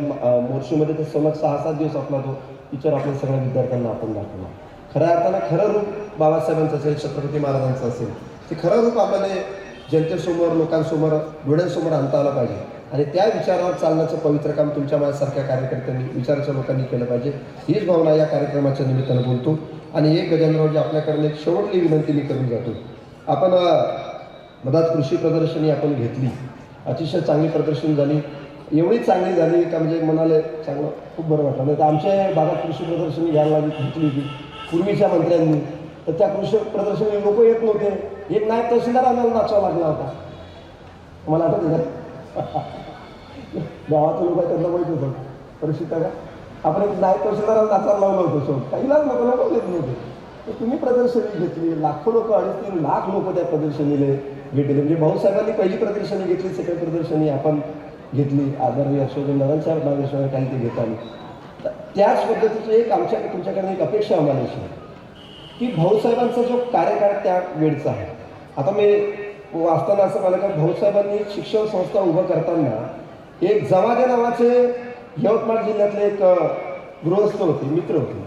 त्यांच्या लग्नामध्ये जे काही पैसे जमा झाले, म्हणजे पाया लागायचे पैसे नवरी जमा झाले, ते सुद्धा भाऊसाहेबांनी पैसे जवळ घेतले आणि त्याच्यातून मग संस्थेसाठी खर्च केला. हा सुद्धा एक उल्लेख वाचलेला आहे. आणि त्याच पद्धतीनं एक अपेक्षा तुमच्याकडे आम्हाला अशी आहे की सत्यशोधक पिक्चर निलेशरावांनी ज्या पद्धतीनं महात्मा ज्योतिबा फुले साहेब आणि सावित्रीबाई फुलेंच्या नावावर तयार केला, त्यांच्या विचारावर तयार केला, त्याच पद्धतीचा पिक्चर जर आपल्याला भाऊसाहेब पंजाबराव देशमुखांच्या नावावर जर अधोरेखित करता आला आणि त्याच्यासाठी ठेवला, थँक्यू, म्हणजे सजेशन फॉर ॲक्शन, थँक्यू, जर करता आला तर निश्चितपणानं भाऊसाहेबांचा विचार या शेवटल्या घटकापर्यंत पोहोचेल आणि त्यांचा फायदा सामान्य माणसाच्या विचारामध्ये झाल्याशिवाय राहणार नाही. एवढंच या कार्यक्रमाच्या निमित्तानं बोलतो. आता तुम्ही सगळे शिक्षक मंडळी इथे उपस्थित आहे. काही सूचना असल्या या मतदारसंघाच्या हिताच्या दृष्टिकोनातून, सामाजिकदृष्ट्या, राजकीयदृष्ट्या ज्या काही सूचना आपल्या बहुरूपी बाबाजी तुमच्या किंवा इतर लोकांच्या जर असेल तर तुम्ही मला द्या. शेवट तुम्ही काम जरी पकडला तर तेवढा अधिकार तुमचा आहे, तुम्ही सांगण्याचा अधिकार आहे. आणि युवकांसाठी, युवतींसाठी मी अभ्यासिका एक तहसीलच्या बाजूला एक चांगली अभ्यासिका आपण तयार केली, दुसरी नगर परिषदच्या बाजूला MPSC UPSC सेंटर आपण चालू केलं. शेंदुर्जना घाटमध्ये आदरणीय स्वर्गीय महादेवरावजी आंडे आमचे माजी आमदार होते, त्यांच्या नावाची अभ्यासिका आपण चालू केली. मोर्शीला सुद्धा एक MPSC UPSC सेंटर आपण चालू केलं. अतिशय दर्जेदार सेंटर आपण चालू केलं. की काही दलित बांधवाच्या मुलं मुली आहे का जे खाजगी हॉस्टेलमध्ये राहत होते, खाजगी रूमा करून राहत होते, आज त्यांना खाजगी रूमा करून राहण्याची वेळ येणार नाही. की आदिवासी मुली आहे, मुलं आहे, तुम्ही खाजगी रूमा करून राहत होते, भाडं तुमच्यावर जात होतं, तुम्हाला आदिवासी मुलं किंवा मुली किंवा श्रमिकाच्या मुली किंवा मुली यांना आता खाजगी राहण्याची वेळ येणार नाही. स्वतंत्र वसतिगृह आपण 100 विद्यार्थी क्षमता असणारं वसतिगृह आपण बांधकाम सपाट्यानं चालू केलं. या नोव्हेंबर डिसेंबर महिन्याच्या पूर्वी त्याचा सुद्धा प्रत्यक्ष लाभ तुमच्या विद्यार्थ्यांच्या हितासाठी आपल्याला करता येईल एवढी तजवीज मी करून देतो. आणि इथल्या अभ्यासिकेसाठी सर माझ्याकडनं काय मदत तुम्हाला पाहिजे, आता जिम झाला आपला, तर अभ्यासिकेसाठी सर काय मदत मला लागते तर ते सुद्धा मी करण्यासाठी तयार आहे. एवढंच या कार्यक्रमाच्या निमित्तानं बोलतो. आणि जाताना 2 सत्कार मला करून जायचे आहे. निलेशरावजी जळमकर आणि डॉक्टर चंदू पाखरे सर या दोघांचा सत्कार माझ्या वतीने मला करायचा आहे. मी माझ्यातल्या शिंदेसाहेबाच्या कार्यक्रमामध्ये आपला करायचं ठरलं पण आपण नव्हते, तर सत्कार मी करून जाईल एवढंच या कार्यक्रमाच्या निमित्तानं बोलतो आणि थांबतो. धन्यवाद. धन्यवाद सर. आपल्या मोर्शी मतदारसंघाचे आमदार आपल्या महाविद्यालयाचे विद्यार्थी आहेत, त्यांच्या भाषणातून तुम्ही सर्वांनी कन्फर्म करूनच टाकलं असेल. आता फार तळमळ आहे महाविद्यालयाच्या संदर्भात. कुठलाही गोष्ट जर त्यांना सांगितली तर ते तत्पर होतात. आणि सत्यशोधक चित्रपट हा विद्यार्थ्यांना दाखवा हे त्यांनीच प्राचार्य सरांना सांगितलं आणि ते करून घेतलं की सर विद्यार्थी गेले पाहिजेत. आणि आमदार साहेबांनी तो चित्रपट 2दा पाहिला. मित्रांनो, या चित्रपटाच्या बद्दल मी त्याचा एक पार्ट आहे म्हणूनही सांगतो. आणि ज्यांना मला या ठिकाणी तुमच्या समोर आता मी ठेवणार आहे की महात्मा सत्यशोधक चित्रपट कुणी कुणी पाहिला आहे, कुणी कुणी पाहिला आहे हात वर करा.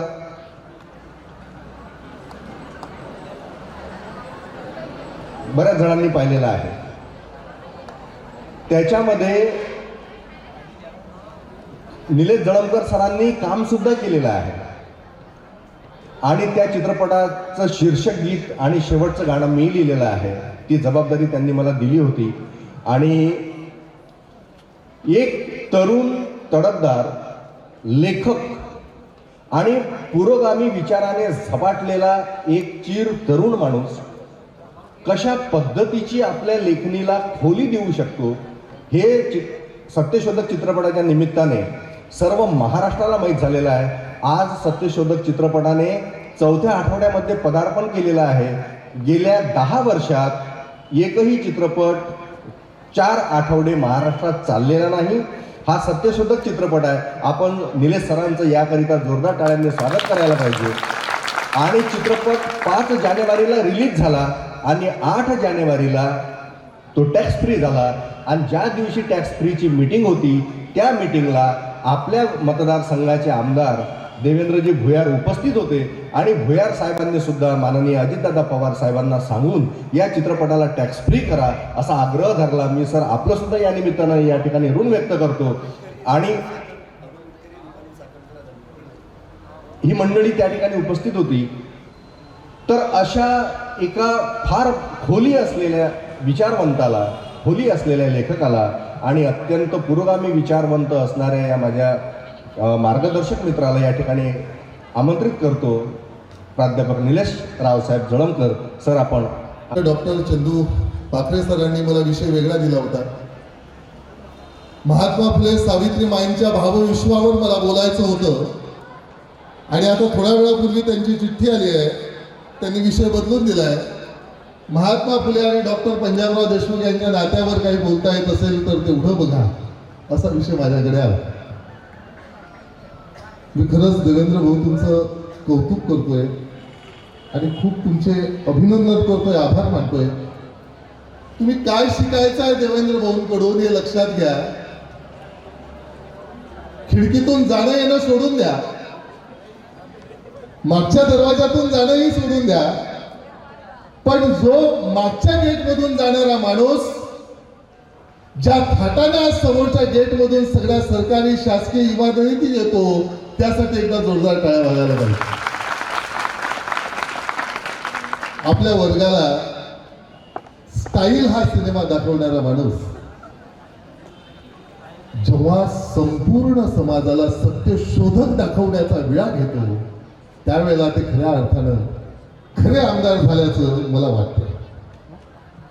मोठं परिवर्तन हे आहे, मोठा प्रवास आहे, विचारांचा आहे, विकासाचा आहे, परिवर्तनाचा आहे. मित्रांनो, मी भाषणाला व्याख्यानाला सुरुवात करावी. आता विषय 2-3 डोक्यात येत आहेत, पण मला एक छान असा प्रसंग तुम्हाला सांगावासा वाटतोय. किती लोकांनी सत्यशोधक बघितलाय? हात वर करायचा. तुम्ही बघितला नाही कोणी? तुम्ही आता बघायला जा आणि तो सिनेमा का बघायचा आहे हे लक्षात घ्या. तुम्हाला वाटेल इथेही शिकायचं, तिथे जाऊन पुन्हा पुस्तकं तेच विषय आहेत, पुन्हा तेच ते काय करायचंय. म्हणून तुमच्यासाठी सांगतोय तो सिनेमा काय आहे. ती एक गोष्ट आहे दोघांची, तुमच्यासाठी म्हणून सांगतो. ती गोष्ट दोघांची आहे. 13 वर्षाचा ज्योती आणि 9 वर्षाची सावित्री एकमेकांच्या आयुष्यात आलेली आहे. छान लव्ह स्टोरी आहे ती. आवडते ना तुम्हाला पाहायला? पण ती टीनेजर लव्ह स्टोरी कशी आहे बघा. सामाजिक जाण आणि भान असलेली लव्ह स्टोरी आहे.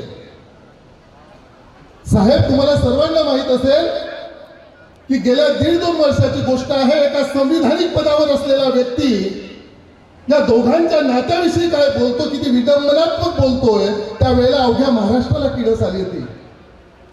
लहान वयात लग्न झालंय, छोटी सी उम्र में शादी होती थी. कल्पना करो क्या करते होंगे छोटे छोटे बच्चे. ऐकलंय तुम्ही? आठवते किती किळसवाणं होतं. मग मला असं वाटलं की जेव्हा माझ्याजवळ सिनेमासारखं सशक्त माध्यम येतं त्यावेळेला मला समाजाला उत्तर देणे माझी जबाबदारी बनते की क्या करते होंगे छोटे छोटे बच्चे. मी सांगतोय क्या करते होंगे छोटे छोटे बच्चे. त्याचे उत्तर मिळवण्यासाठी तुम्ही तो सिनेमा बघायला पाहिजे. ज्यांनी बघितला नाही त्यांनी. क्या करते होंगे छोटे छोटे बच्चे. 13 वर्षाचे ज्योती 9 वर्षाची सावित्री एकमेकांच्या आयुष्यात येत आहे. सावित्री ज्योतिरावांना कौतुकाने बघते आहे की हा रोज शाळेत जाते आहे, शाळेतून येते आहे, पुस्तकं बघते आहे, पाठीवर काहीतरी लिहितो आहे. काय असेल शिक्षण, कसं असेल शिक्षण, कशी असेल शाळा. त्या छोट्या सावित्रीला प्रश्न पडताय. कारण त्यावेळेला मुलीला शाळा शिक्षण यापासून कोसो दूर मुलगी ठेवलेली होती. फक्त चूल आणि मूल एवढं मर्यादित आयुष्य तिच्या नशिबी होतं. तिला प्रश्न पडतोय काय असेल शिक्षण. एक दिवस अचानक पुस्तक हातात घेते. ज्योती येतो, बघतो की पुस्तक हातात टाकते. कारण धर्म असतो, स्त्रीने पुस्तकाला हात लावायचं नाही.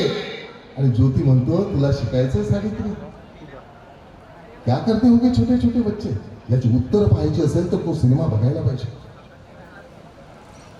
आणि मग तुला शिकायचंय सावित्री, मी शिकायचं. आणि मग तिथे त्यांचं शिक्षण सुरू होतं. मी गीतकारांना म्हटलं की शृंगार असेल, कारण तरुण सुलभ भावना कुठेतरी जागे व्हायला लागल्या असतील. 15-16 वर्षाचे ज्योती सावित्री जेव्हा व्हायला लागले असतील.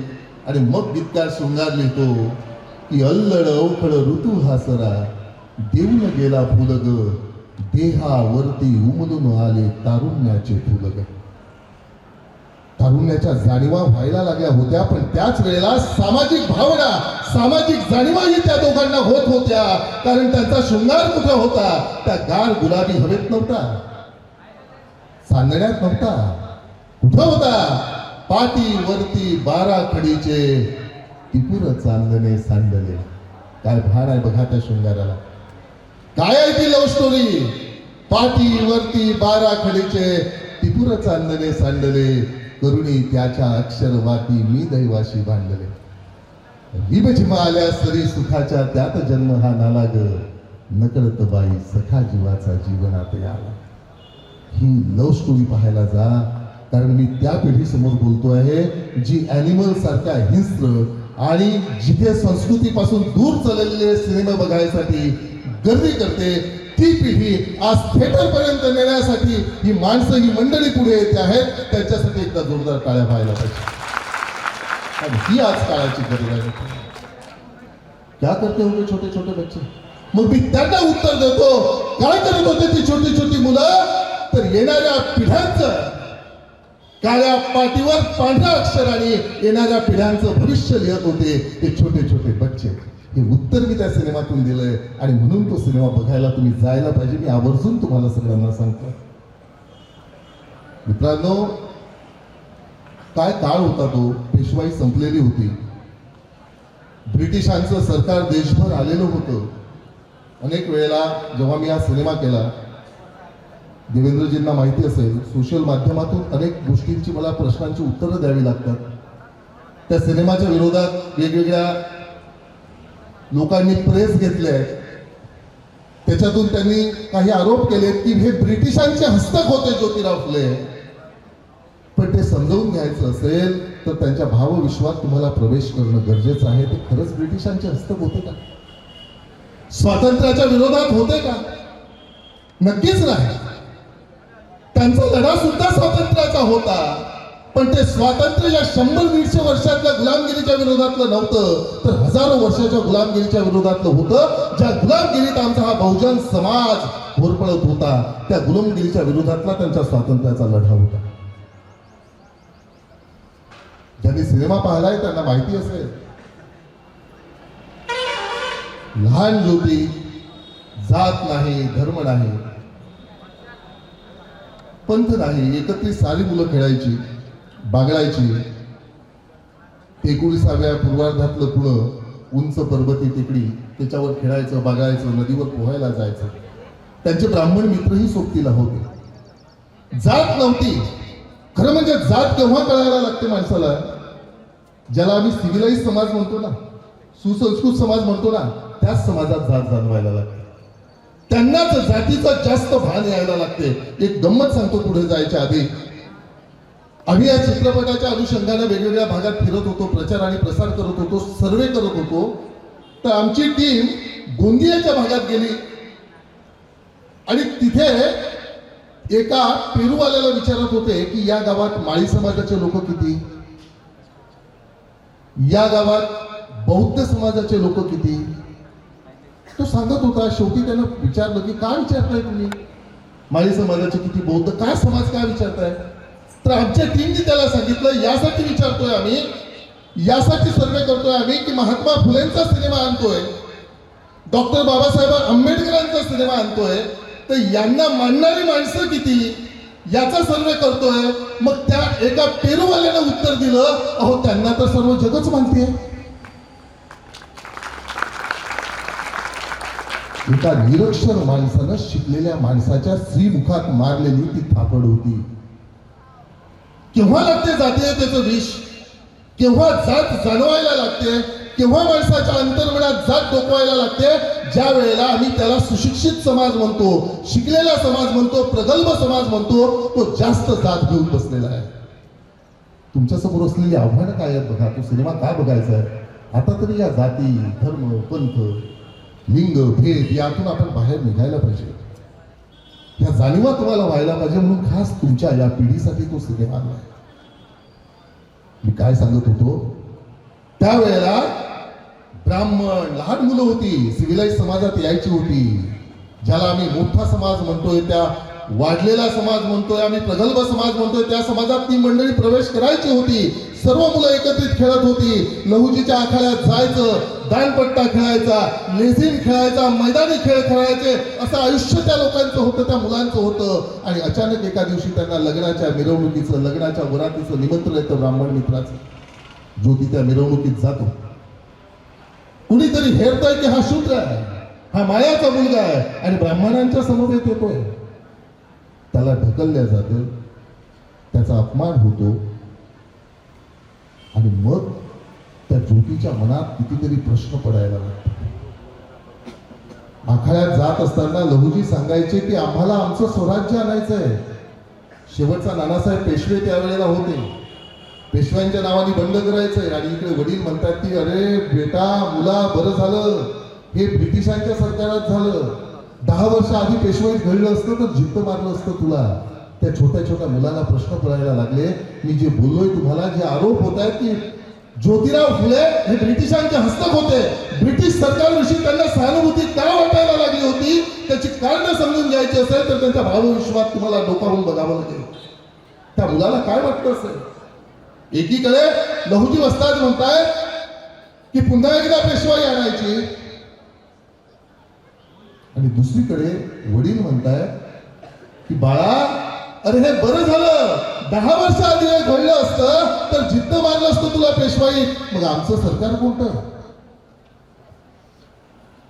माणसा माणसामध्ये भेद करणार, शूद्र अतिशूद्रामध्ये वाटले ना, की माणसाला माणूस म्हणून जगायचा अधिकार देणार, असे प्रश्न त्यांना पडायला लागले. आणि अशा वेळेस त्यांच्या हातात राईट्स ऑफ मॅन हे पुस्तक त्यांना दिल्या जाते थॉमस पेनचं. आणि मग ते पुस्तक वाचल्यानंतर मानवी अधिकार ते शिकायला लागतात.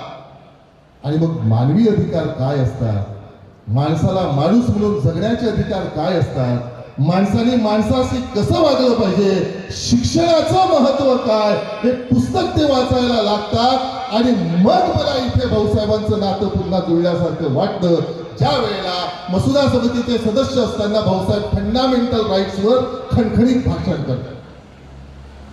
महात्मा फुलेंच्या हाती आलेलं राईट्स ऑफ मॅन, मानवांचे अधिकार, आणि या समितीमध्ये, घटना समितीमध्ये भाऊसाहेब पंजाबराव देशमुख हे ज्या तळमळीनं फंडामेंटल राईट्स साठी आपले विचार मांडत होते, त्यावेळेला मला या दोघांचं नातं जाणवायला लागलं. भाऊसाहेब आणि महात्मा फुलेंचं नातं हे वेगळं सांगण्याची गरज नाही. ज्या वेळेला मी वसंतराव नाईक लिहित होतो तेव्हा त्यांच्या गुरुस्थानी मला महात्मा फुलेच दिसले. ज्या वेळेला बाबासाहेब वाचायला लागलो त्याच्याही गुरुस्थानी मला महात्मा फुलेच दिसलेत. आणि जेव्हा भाऊसाहेब मी वाचत असतो, भाऊसाहेबांविषयी जेव्हा मी विचार करत असतो, त्यांच्या विचाराचं चिंतन आणि मंथन करत असतो, त्यांचा प्रवास कुठेतरी अभ्यासत असतो, तेव्हाही मला तिथे महात्मा ज्योतिराव फुले दिसतात. हंटर आयोगापुढे महात्मा ज्योतिराव फुले उभे राहिले आणि त्यांनी तिथे एक निवेदन दिलं. प्राथमिक शिक्षण त्यावेळेला बघा 1888चा काळ असेल हंटर आयोग, त्यावेळेला महात्मा फुले तिथे निवेदन देतात शिक्षणाच्या बाबतीत प्राथमिक शिक्षण हे सक्तीचं झालं पाहिजे आणि प्राथमिक शिक्षण हे मोफत झालं पाहिजे. मग महात्मा फुले अजूनही जुने झालेत का विचार करा. आज प्राथमिक शिक्षणाची काय अवस्था आहे हे लक्षात घ्या. मग प्राथमिक शिक्षण सक्तीचं झालं पाहिजे, प्राथमिक शिक्षण मोफत झालं पाहिजे असं हंटर आयोगासमोर 1888 मध्ये मांडणारे विचार मांडणारे ज्योतिराव फुले.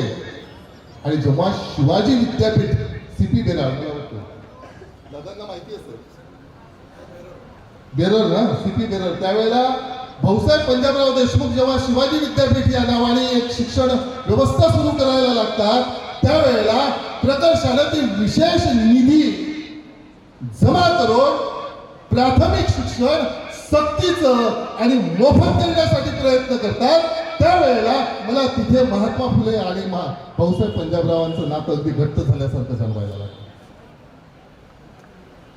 मुलांना शिक्षण मिळालं पाहिजे, दलितांना, दीनदलितांना, पीडितांना, शोषितांना, वंचितांना शिक्षण मिळालं पाहिजे म्हणून शिवाजी शिक्षण संस्थेसारख्या संस्थेची, एका पवित्र संस्थेची स्थापना होते. गावागावात शाळा कॉलेज उघडायला लागतात आणि गोरगरिबांचे, दीनदलितांची मुलं तिथे शिकायला लागतात. आणि ही तळमळ भाऊसाहेबांची जेव्हा मी पाहतो, कारण विषय बदललाय, डॉक्टर चंदू पाखरेंनी मला विषय बदलून दिला, त्यामुळे मी पुन्हा तिकडे आलोय आता, की जेव्हा ही तळमळ भाऊसाहेबांची पाहतो त्यावेळेला मला पुन्हा एकदा महात्मा फुलेंच्या त्या भावविश्वात शिरावंसं वाटतं. काय काळ होता तो शिक्षणाचा. पाहिलाय ना तुम्ही ते? त्यामध्ये त्या मुलीला शाळेत आणल्या जातं. कशात आणतात? कायच्यात आणलं? पोत्यात आणलं. काय काळ होता? त्या मुलीला पोत्यात आणलंय. मुलीला खुल्याम शाळेत आणता येत नव्हतं तो काळ. आणि त्याच्यानंतर जवळपास 60, 70, 80 वर्षांनी भाऊसाहेबांची कारकीर्द सुरू होते. मग ही सर्व परिस्थिती, सामाजिक स्थिती बदलली होती का? नक्कीच नाही. कारण भाऊसाहेबांना स्वतः शिक्षणासाठी किती संघर्ष करावा लागला. ज्या वेळेला बाहेर देशात शिकायला जायचं होतं त्यावेळेला शेत गहाण ठेवायचं, नातेवाईक मदत करत नव्हते. अशा वेळेस जीवाचं रान करून त्या माणसाने शिक्षण घेतलं. त्या माणसाला त्या शिक्षणाची जाणीव झाली आणि मग माझ्या गोरगरीब जनतेला, दीनदलितांना, पीडितांना, शोषितांना, वंचितांना हा शिक्षणाचा लाभ मिळाला पाहिजे म्हणून शिवाजी शिक्षण संस्थेसारख्या संस्थेची स्थापना होते. तिथे मला ज्योतिरावांचं आणि महात्मा फुलेंचं नातं अगदी घट्ट वाटायला. शाळा तिथे महात्मा फुले स्वतः शिकवायचे, सावित्रीमाई तिथे स्वतः शिकवायच्या. आणि भाऊसाहेबांनी जेव्हा शाळांची स्थापना केली होती त्यावेळेला भाऊसाहेबांनी सुद्धा या शाळांमधून स्वतः शिकवलेलं आहे. आणि मग ही या दोघांची तळमळ जेव्हा मला कळते त्यावेळेला मला त्यांचं दोघांचंही नातं अगदी घट्ट झाल्यासारखं वाटतं. हे शिक्षणाच्या बाबतीत. जाती भेद धर्माच्या बाबतीत या दोघांना कुठेतरी जुळवता येईल का? जाती धर्म वर्ण व्यवस्थेच्या बाबतीत या दोघांच्या विचाराची सांगड घालता येईल का? तिथेही घालता येईल. ब्राह्मण महार मांगाशी धरावे पोटाशी असे म्हणणारे ज्योतिराव. जाती धर्म पंथ मानवा नसावे, सत्याने वर्तावे यशासाठी असे सांगणारे ज्योतिराव मला भाऊसाहेब पंजाबराव देशमुखांमध्ये सुद्धा जाणवतात जेव्हा ते आंतरजातीय विवाहाचं समर्थन करतात. इथे त्यांचं नातं आणखी घट्ट वाटायला. आणि मुक्त असलेला एक सामाजिक सत्य धर्म जेव्हा ज्योतिराव फुले या समाजाला देतात आणि मग त्याच सत्य शोधक धर्माच्या पद्धतीनं जेव्हा डॉक्टर पंजाबराव देशमुख स्वतःचा विवाह लावतात त्यावेळेला मला ते नातं आणखी घट्ट झाल्याचं जाणवतं. पंजाबराव देशमुखांचं नातं इथे विशेष सांगण्यासारखं. ड्यूक ऑफ कॅनॉट हा इंग्लंडचा राजपुत्र आपल्या देशात आला आणि मग इथे जे इंग्लंडचे अधिकारी होती, ब्रिटिशांचं सरकार होतं, तर त्यांनी तिथे वावा छान छान सर्व काही आहे अशा ठिकाणी त्या राजपुत्राला नेलं. हा देश आहे, सगळं अलबेल आहे, सगळं छान आहे असं तो राजपुत्र 2-3 दिवसात पाहत होता. आणि पुण्यामध्ये एक समारंभ होता. छान लॅविश अशा सभागृहामध्ये तो समारंभ घडत होता. त्या शहरातल्या, पुण्यातल्या, त्या गावातल्या मान्यवरांना त्या समारंभाचं निमंत्रण होतं. हे प्रसंग मित्रांनो त्या सिनेमात आलेले नाहीये. मी महात्मा फुलेंचा सिनेमा मांडला, ही आभाळभर माणसं मांडताना मी त्याच विषयावर बोलतोय जो मला डॉक्टर चंदू पाखरेंनी दिलाय. दोघांच्या नात्यांवरच बोलतोय, पण मी जरा प्रसंगांचा आधार घेऊन तुम्हाला सांगतोय. त्याच विषयावर येणार आहे. ही आभाळभर माणसं मांडताना त्या 2-2.25 तासाच्या मर्यादेमध्ये घेणं अशक्य आहे. पण खूप काही सांगू शकलो याचं समाधान आहे, पण खूप काही सांगायचं राहिलं याचं मात्र दुःख आणि वेदना मला नेहमी वारंवार होत राहतात. मग जेव्हा कधी असे प्रसंग येतात, अशी वेळ येते, तेव्हा मला ही सांगण्याची संधी येते आणि मी मोकळा होण्याचा प्रयत्न करतो. काय घटना होती बघा. तिथे महात्मा फुलेंना सुद्धा निमंत्रण होतं त्या समारंभाचं आणि मग महात्मा फुले तिथे जेव्हा येतात त्यावेळेला ते एका फाटक्या वेशात येतात. टोंगड्यावर धोतर फाटलेलं, डोक्यावरची पगडी फाटलेली, अंगातला कुर्ता फाटलेला, एक लॅविश बहारदार वैभवशाली समारंभ चालू आहे. डीक ऑफ कॅनॉट आलेला आहे. हा प्रसंग नाही आहे त्या सिनेमात, घेता आला नाही मला कथेच्या ओघाने. पण आज जेव्हा मला भाऊसाहेबांचं आणि ज्योतिराव फुलेंचं नातं सांगण्यासाठी जेव्हा मी उभा आहे त्यावेळेला मला हा प्रकर्षण हा प्रसंग घ्यावासा वाटतोय. काय घडलं होतं? सर्व निमंत्रित मंडळी आत आहे आणि त्या सभागृहाच्या दरवाजावर पायऱ्यांवर जेव्हा ज्योतिराव फुले येतात त्यावेळेला तिथले ब्रिटिश गार्ड त्यांना अडवतात. अरे कुठे चाललाय तू? फाटका वेश, फाटके कपडे, फाटके सगळे घेऊन गेलेला. आणि मग ज्या वेळेला ज्योतिराव फुले त्यांच्या आलेलं त्यांचं जे निमंत्रण पत्र आहे ते दाखवतात त्यावेळेला नाईलाजाने ते गार्ड त्यांना आत पाठवतात. आणि आत पाठवल्यानंतर सर्व माणसं उपस्थित त्या ज्योतिरावांच्या वेशभूषेकडे पाहत असतात. मग तिथे मला गांधीही आठवतात. महात्मा गांधी, हाफ तिकीट फकीर, ज्यांचा उल्लेख केला होता. चार्लिस हाफ तिकीट फकीर. आणि मग अशा वेळेस महात्मा फुले आत झालात. सगळे लोक त्यांच्याकडे बघतायत ज्योतिराव फुलेंकडे. काय माणूस, काय सगळे छान सूट पोटात असलेली सगळी मंडळी आणि त्याच्यात फाटक्या वेशात येणारा माणूस हा तिथे येतो आणि इंग्रजीमधून बोलायला सुरुवात करतो की my lord, this is not real India. Whatever you have experience, whatever you are watching, तुमच्या समोर जी माणसं बसलेली आहेत, तुम्ही जो काही अनुभव घेतलेला आहे या 3-4 दिवसात, तो खरा भारत नाही आहे, हा खरा भारत आहे. कारण मी हा शेतकऱ्यांचा भारत आहे आणि शेतकऱ्यांचं प्रतिनिधित्व म्हणून मी आज तुमच्या पुढे उभा आहे. सांगा तुमच्या राणीला अजूनही शेतकऱ्याची दुर्दशा आहे. मग शेतकऱ्याचा आसूड लिहिणारे ज्योतिराव जेव्हा मी अभ्यासायला लागतो त्यावेळेला मला पुन्हा एकदा भाऊसाहेब जाणवायला लागतात की ज्या वेळेला तिथून 60-70 वर्षानंतर भाऊसाहेब देशाचे पहिले कृषी मंत्री होतात आणि शेतकऱ्यासाठी ज्या तळमळीनं शेतकऱ्यांचा विषय म्हणतात की जोपर्यंत या देशातल्या शेतकऱ्याची स्थिती सुधारणार नाही, जोपर्यंत या देशातल्या शेतकऱ्याचं जीवनमान उंचावणार नाही, तोपर्यंत हा देश विकसित होणार नाही असं ठामपणे सांगणारे डॉक्टर भाऊसाहेब पंजाबराव देशमुख आणि तिथे ड्यूक ऑफ कॅनॉटच्या दरबारामध्ये शेतकऱ्यांच्या वेदना सांगणारे महात्मा फुले यांचं नातं मला आणखी पुन्हा घट्ट वाटायला लागतं. हे या दोघांचं किती प्रसंग सांगा. तुम्हाला जसं मी सांगितलं की मला या सिनेमामध्ये खूप सारे प्रसंग मांडता आले नाहीत कारण 2-2.25 तासांचं मर्यादा आहे. त्याच्यात मला तो सिनेमा सांगायचा होता. महादेव रानडे, न्यायमूर्ती महादेव रानडे. मला माहिती नाही किती लोकांना इथे माहिती आहे. देवेंद्रजी सांगत होते UPSC MPSC ची तयारी करणारी मुलं आहेत तिथे. रानडेंची नावं कोणी ऐकली आहेत? महादेवराव, न्यायमूर्ती महादेवराव रानडे. हात वर करा, विचार करून हात वर करा. मी विचारतो बरं त्यांच्याविषयी. किती लोकांना माहित आहेत रानडे? न्यायमूर्ती रानडे हे प्रकरण मी त्या सिनेमात घेतलेलंच नाही. मोठं प्रकरण. कोण होतं हे माणूस माहिती आहे तुम्हाला?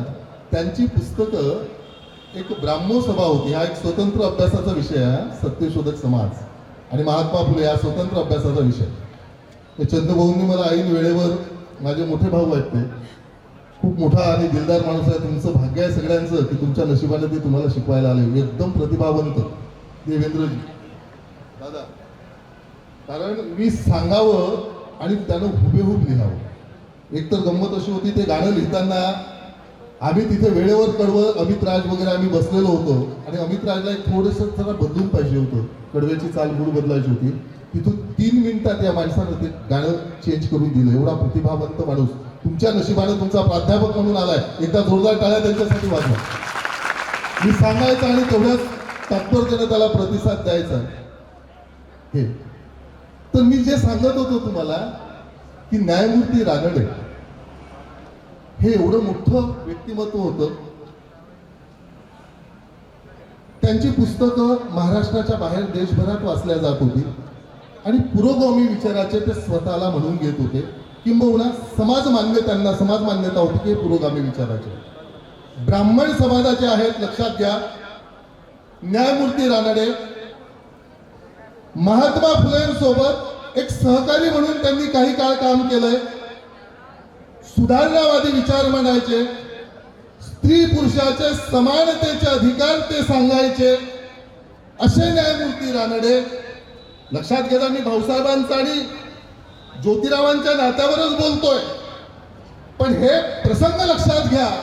एक वैचारिक नातं, सहवासाचं नातं आणि रक्ताचं नातं याच्यामध्ये काय फरक आहे? रक्ताचं नातं ते विचाराचं नातं असेलच याचा काहीही गॅरंटी नाही, आणि सहवासाचं मैत्रीचं नातंही वैचारिक असेल याचीही काही गॅरंटी नाही. वैचारिक नातं हे एक वेगळं असतं. हे न्यायमूर्ती रानडे महात्मा फुलेंचे सहकारी होते. स्त्री पुरुषांच्या समानतेच्या अधिकारांवर ते बोलत होते. आणि काय घटना घडते त्यांच्या आयुष्यात? त्यांची बहीण विधवा होते. विधवा मुलींची लग्न लागली पाहिजेत या विचाराने ही सगळी मंडळी एकमताने एक सोबत काम करत असतात, महात्मा फुले आणि रानडे. आणि त्यांची बहीण जेव्हा विधवा होते त्यावेळेला महात्मा फुले म्हणतात की रानडे, आता स्वतःला सिद्ध करण्याची वेळ आलेली आहे. रानडे, आता सध्या समाजाला तुम्हाला एक उदाहरण स्थापन करण्याची वेळ आलेली आहे. स्वतःच्या बहिणीचं लग्न लावा, विधवा मुलीचं लग्न लावा.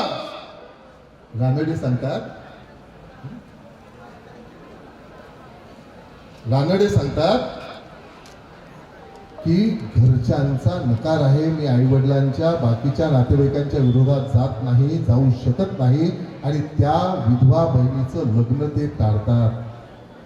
पुस्तकातून प्रखरपणे विचार मांडणारे, स्त्री पुरुषांच्या अधिकारावर भरगच्च बोलणारे, मनमोकळेपणाने बोलणारे रानडे जेव्हा प्रत्यक्ष कृती करण्याची वेळ येते त्यावेळेला ते तो विचार नकारतात. त्याच्याही पुढे जाऊन घटना अशी घडते की त्यांची पत्नी वारते. आता लक्षात घ्या, रानडे हे 34-35 वर्षाचे आहेत, त्यांची पत्नी वारते. मग आता कुणातरी विधवा मुलीशी लग्न करा असं जेव्हा त्याला ज्योतिराव सुचवतात त्यावेळेला ते 11 वर्षाच्या मुलीशी लग्न करतात. हे रानडे, हे वैचारिक नातं होतं का? नव्हतं ना. आणि जेव्हा ज्योतिराव फुलेंना सावित्रीबाई फुलेंचे भाऊ स्वतः घरी येतात, तो प्रसंग सिनेमात घेतलाय, तुम्ही पाहिला असेल. आणि ते म्हणतात की ज्योतिराव, तुम्हाला मूलबाळ होत नाही, तुम्ही दुसरं लग्न केलं तरी चालेल. त्यावेळेला ज्योतिराव 150 वर्षापूर्वी सांगतायत की अरे, एखाद्या जोडप्याला मूलबाळ होत नसेल तर त्यात स्त्रीचाच दोष कशाहून, पुरुषाचाही असू शकतो. एवढा प्रखर 200 वर्षाच्या पुढचा विचार ज्योतिराव फुले मांडतात आणि ते कृतीतही आणतात. ते महात्मा फुले आणि रानडे. इथं मला वैचारिक नातं दिसत नाही सहवासात एकत्रित काम करणाऱ्या लोकांमध्ये. पण त्यानंतर 70-80 वर्षानंतर जेव्हा डॉक्टर पंजाबराव देशमुख लग्नाच्या वेळेला उभे राहतात तेव्हा ते जात, धर्म, पंथ काही न पाहता जेव्हा सत्यशोधक पद्धतीने लग्न करतात त्यावेळेला मला ज्योतिराव फुले आणि डॉक्टर भाऊसाहेब पंजाबराव देशमुखांचं नातं अगदी घट्ट असल्याचं जाणवते आणि वैचारिक नातं असल्याचं मला विश्वास पडतो. हे नातं या दोन महापुरुषांचं. खरं म्हणजे एकमेकांना पूरक असलेली ही महापुरुष कधी आम्हाला गुंता आले नाही, येता आले नाही. डॉक्टर चंदू पाखरेंनी पुन्हा एकदा सूचना दिली की सर, कार्यक्रम आहे पुढे, छान तुम्हाला तुमच्या आवडीच्या कार्यक्रमाचा आनंद घ्यायचा आहे. आणि अशा वेळेस मला थोडंसं थांबतं घ्यावं लागेल, आवडतं घ्यावं लागेल. मी एक शेवटी पुन्हा एकदा सगळ्यांना आव्हान करतो की गळ्यांनो, पोरांनो, तुम्ही नक्की सिनेमा पाहायला जा रे. कारण देवेंद्रजी सारखं नेतृत्व या विभागाला असावं. त्यांनी तळमळीनं तुम्हाला सर्वांना त्या चित्रपटगृहापर्यंत न्यावं, हा सामाजिक समतेचा विचार तुमच्यापर्यंत पोहोचवण्यासाठी जिव्हाळ्यानं प्रयत्न करावा. आणि या सर्व परिसरामध्ये या कार्यक्रमाच्या अध्यक्षस्थानी आमचे मार्गदर्शक, आमचे पुलकर काका असावेत की ज्यांना मी नुसतं सांगितलं, फोनवर सांगितलं. आणि मला आठवते की जे मैदान ते कोणत्याच कार्यक्रमाला देत नव्हते, तेव्हा मी शिवाजी महाराजांचं महानाट्य घेऊन गेलो. त्यांनी नुसतं फोनवर मला ते मैदान उपलब्ध करून दिलं. अशी जाण आणि भान असलेले आमचे काका इथे आहेत. आणि या सर्वांच्या साक्षीने मी पुन्हा एकदा उद्घाटक या नात्यानं हे उद्घाटन झालं असं जाहीर करतो आणि तुमच्या सर्वांची रजा घेतो. जय जिजाऊ, जय भीम, जय शिवराय, जय ज्योती, जय भारत. धन्यवाद सर. मुळात महात्मा फुले ते डॉक्टर भाऊसाहेब देशमुख हा विषय हा अर्ध्या तासात मांडण्यासारखा नाहीच आहे आणि एक ठळक ठळक मुद्दे सर आपण घेतले. महाविद्यालयाच्या वतीनं मी एक उत्कृष्ट व्याख्यान या ठिकाणी आपण दिलं त्यासाठी आभार व्यक्त करतो. यानंतर आजच्या या उद्घाटकीय समारंभाचे सन्माननीय अध्यक्ष आपल्या संस्थेचे उपाध्यक्ष ॲडव्होकेट गजाननरावजी पुणकर साहेबांना विनंती करतो की सर आपण अध्यक्षीय करावे. तुम्हाला मी आज पहिल्यांदा एक आनंदाची गोष्ट सांगतो. नवीन वर्षामध्ये ती अशी आहे की मी जास्त बोलणार नाही.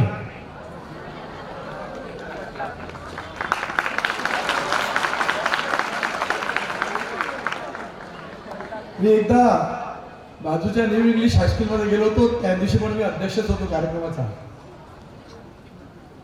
पण हायस्कूलचे विद्यार्थी बिलकुल उठले नाहीत. महाविद्यालयाचे सुद्धा उठणार नाहीत अशी अपेक्षा करतो.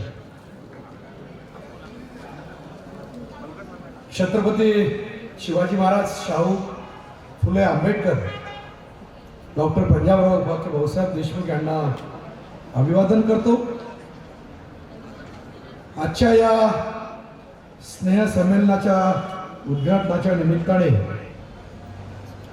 उपस्थित असलेले आजचे उद्घाटक व वक्ते प्राध्यापक निलेशराव जळमकर, या विभागाचे सन्माननीय आमदार माननीय देवेंद्रजी भुयार, संस्थेचे आजीवन सभासद प्राध्यापक केशवरावजी बहुरूपी, अशोकरावजी बोरमाडे, माझे स्नेही राजूभाऊ बर्वे आणि आवर्जून उपस्थित असलेले संस्थेचे आजीवन सभासद ज्ञानेश्वररावजी बहुरूपी माकोडे साहेब, डॉक्टर सुधीर पाटील, या महाविद्यालयाचे प्राचार्य डॉक्टर चौधरी, त्यांचे सर्व सहकारी संयोजक doctor Pawar, doctor Satpute, representative of the student कुमारी जान्हवी बंदे, डॉक्टर सी.डी. पाखरे, उपस्थित सर्व आदरणीय मंच, उपस्थित सर्व प्राध्यापक,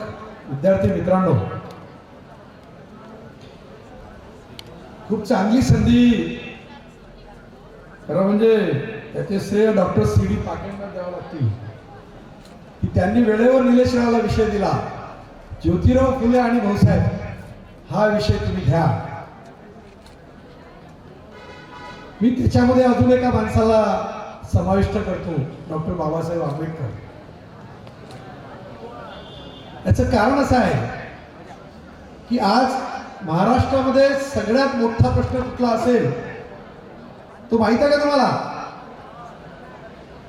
हॅलो, सांगा कुठला आहे?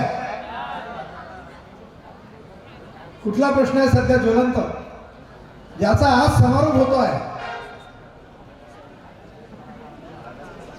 मराठा आरक्षण. बरोबर आहे. सगळ्यात मोठा प्रश्न मराठा आरक्षण आहे. आता या मराठा आरक्षणामध्ये डॉक्टर पंजाबराव उपाख्य भाऊसाहेब देशमुख, डॉक्टर बाबासाहेब आंबेडकर आणि ज्योतिराव फुले यांचा कसा संगम आहे याचं एक छोटंसं उदाहरण तुम्हाला सांगतो.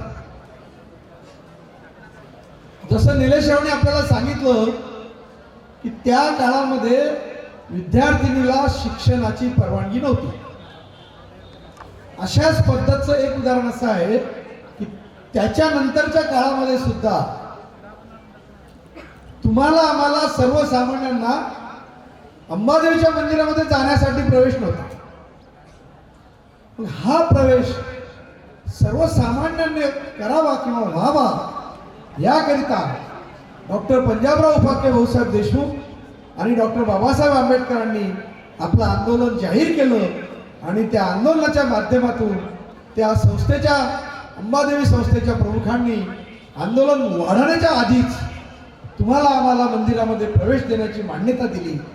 हे एवढं मोठं आणि काय त्याला विचाराच्या पलीकडचं आंदोलन होतं त्या काळातलं, तेव्हा तुम्ही अशी कल्पना सुद्धा करू शकत नव्हते. जसं ज्योतिराव फुले आणि फुलेताई यांनी मुलींनी शिक्षण घेतलं पाहिजे याच्यासाठी जे आंदोलन केलं आणि ते यशस्वी करून दाखवलं, त्याच पद्धतीनं डॉक्टर पंजाबराव देशमुख आणि डॉक्टर बाबासाहेब आंबेडकरांनी अंबादेवीचं मंदिर सर्वसामान्यांना खुलं व्हावं हे आंदोलन यशस्वी करून दाखवलं आणि तुम्हाला आम्हाला तेव्हापासून सर्व मंदिरामध्ये प्रवेश मिळायला सुरुवात झाली. सांगण्याचं तात्पर्य असं आहे की त्या आंदोलनातली डॉक्टर भाऊसाहेबांची आणि डॉक्टर बाबासाहेब आंबेडकरांची मैत्री याचा तुम्हाला मला काय फायदा झाला हे कदाचित अनेक विद्यार्थ्यांना अनेक पालकांना सुद्धा माहीत नसेल. त्या मैत्रीचा फायदा डॉक्टर पंजाबराव उपाख्य भाऊसाहेब देशमुख यांनी असा घेतला की ज्या देशाच्या घटनापीठाचे अध्यक्ष डॉक्टर बाबासाहेब होते त्या घटना समितीचे प्रमुख सदस्य डॉक्टर पंजाबराव देशमुख सुद्धा होते.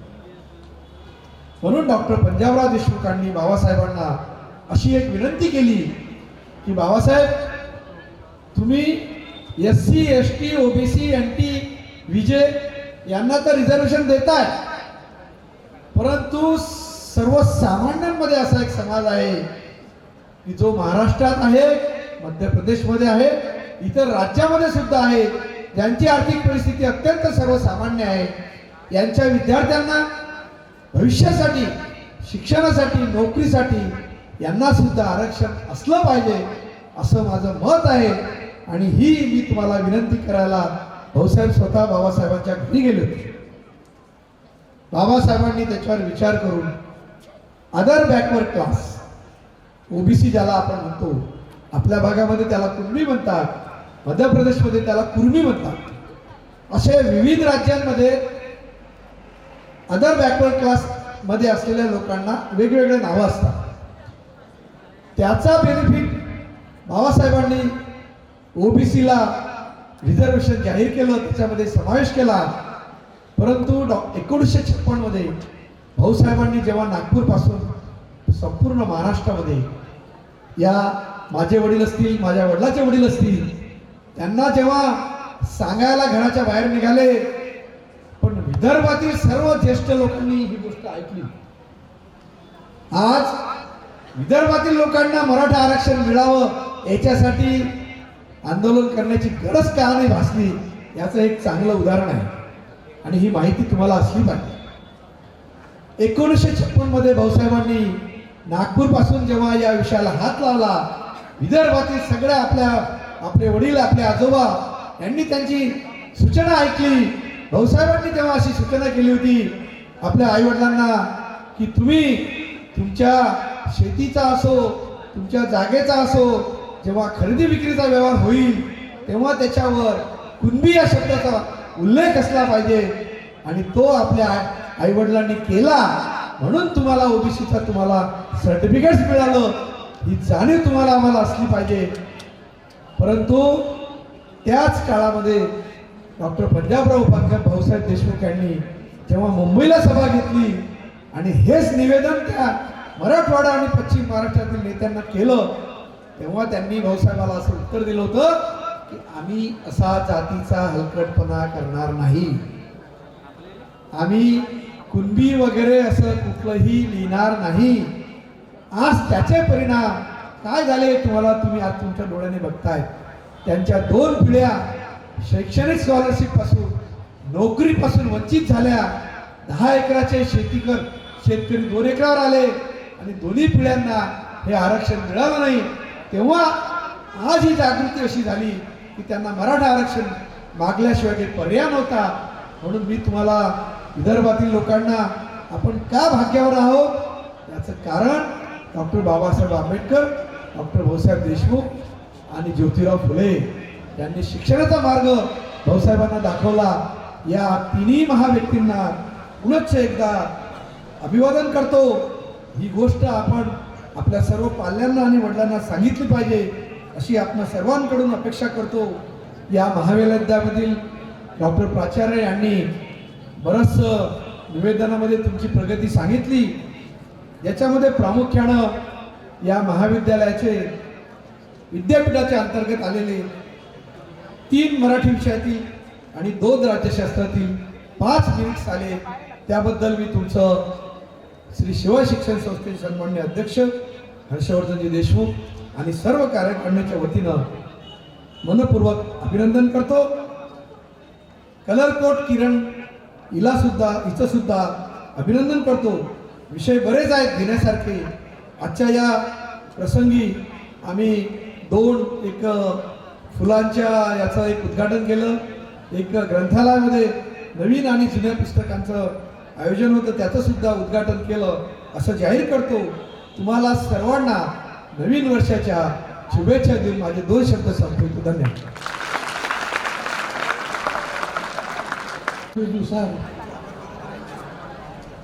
माननीय आमदार देवेंद्रजी भुयार यांच्या सूचनेनुसार जी महाराष्ट्रातील जी एक सर्वोत्कृष्ट कलाकृती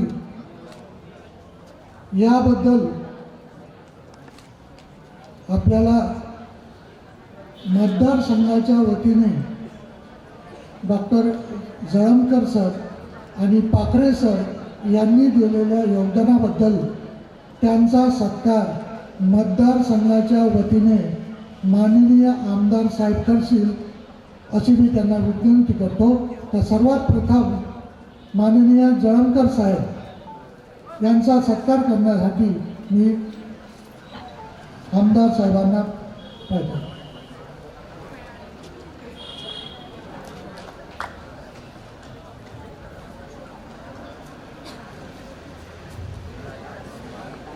सत्यशोधक या कलाकृतीसाठी मतदारसंघाच्या वतीने माननीय आमदार साहेब जळमकर सरांचं शाल आणि श्रीपट घेऊन स्वागत करत आहे. मी सर्वांना विनंती केली की टाळ्यांच्या गजरात त्यांचं स्वागत करतो.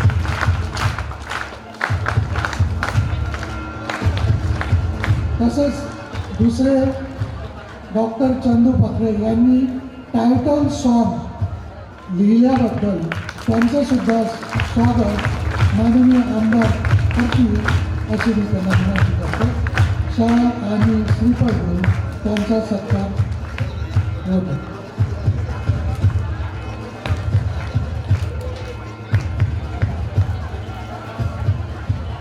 धन्यवाद सर. मी पुढील सूत्र डॉक्टर चंदू पाखरे यांना सोपविले.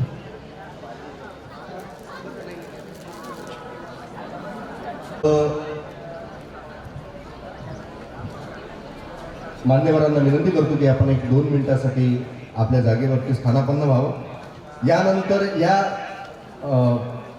उद्घाटकीय समारंभाच्या नंतर लगेचच प्रश्नमंजुषा हा कार्यक्रम सुरू होईल. त्यामध्ये ते पार्टिसिपंट आणि त्या समितीचे जे सदस्य असतील त्यांनी या कार्यक्रमाचं नियोजन लगेच करायचं आहे. आता हा कार्यक्रम संपल्यानंतर 5 मिनिटाचा आपण ब्रेक घेणार आहोत. त्याचं आभार व्यक्त करण्यासाठी मी आपल्या महाविद्यालयाचे डॉक्टर चंद्रभुज कदम सरांना विनंती करतो की आपण या उद्घाटकीय समारंभाचा आभार व्यक्त करावा.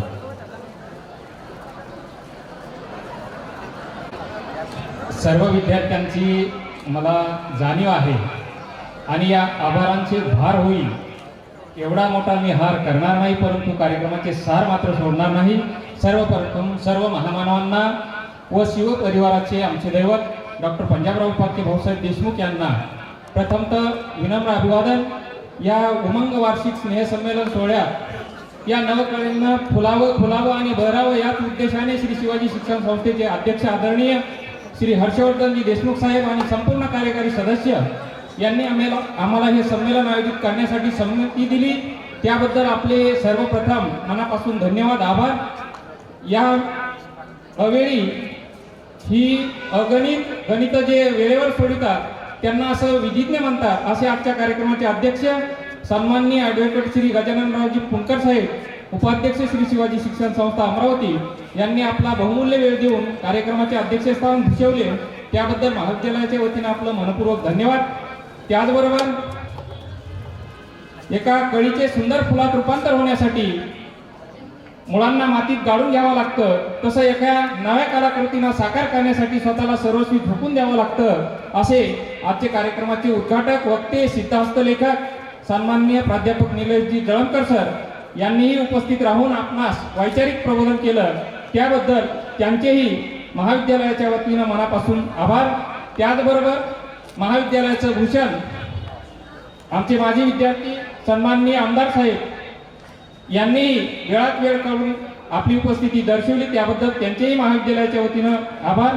त्याचबरोबर शिवाजी शिक्षण संस्थेचे आजीवन सदस्य आदरणीय प्राध्यापक केशवराव बहुरूपी सर, तसेच महाविद्यालय विकास समितीचे सदस्य आदरणीय प्राध्यापक अशोकरावजी घोरमाडे सर, तसेच शिवाजी शिक्षण संस्थेचे आजीवन सभासद, त्याचबरोबर साहेबासोबत असलेले राजू बर्वे साहेब, त्याचबरोबर आजपासून चालणाऱ्या 4 दिवस आनंद उत्सवाचे शिस्तबद्ध नियोजन करणारे महाविद्यालयाचे कुशल प्रशासक आदरणीय प्राचार्य डॉक्टर जी.एन. चौधरी सर, त्याचबरोबर IQC coordinator doctor Satpute sir, त्याचबरोबर संमेलनाचे संयोजक LS पवार सर, त्याचबरोबर या ठिकाणी उपस्थित असलेले आदरणीय माजी कुलगुरू सुधीर पाटील सर आणि या आयोजन समितीचे सर्व समिती सदस्य, समितीचे प्रमुख, विद्यार्थी सचिव कुमारी जान्हवी बंदे, सर्व वर्गाचे प्रतिनिधी, शिक्षक, शिक्षकेतर कर्मचारी, प्रसार माध्यमाचे प्रतिनिधी, छायाचित्रकार, पत्रकार, साऊंड सिस्टीमवाले आणि ज्येष्ठ नागरिक, तसेच विद्यार्थ्यांचे पालक आणि ज्यांच्यासाठी हा सोहळा आयोजित केलेला आहे, हे सर्व तुम्ही विद्यार्थी मित्रांनो, सर्वांचे मनापासून महाविद्यालयाच्या वतीनं आभार मानतो आणि या पहिल्या सत्रातल्या या कार्यक्रमाचा समारोप या ठिकाणी मी थांबवतो. धन्यवाद.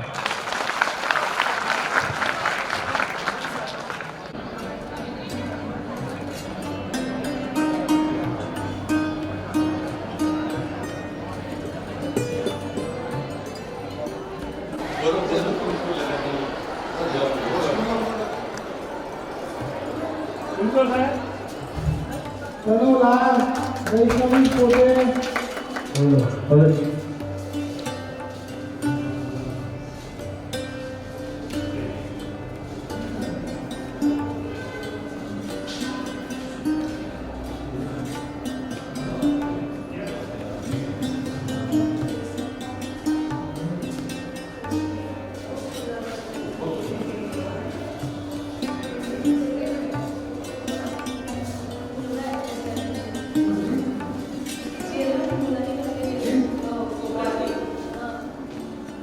Justice.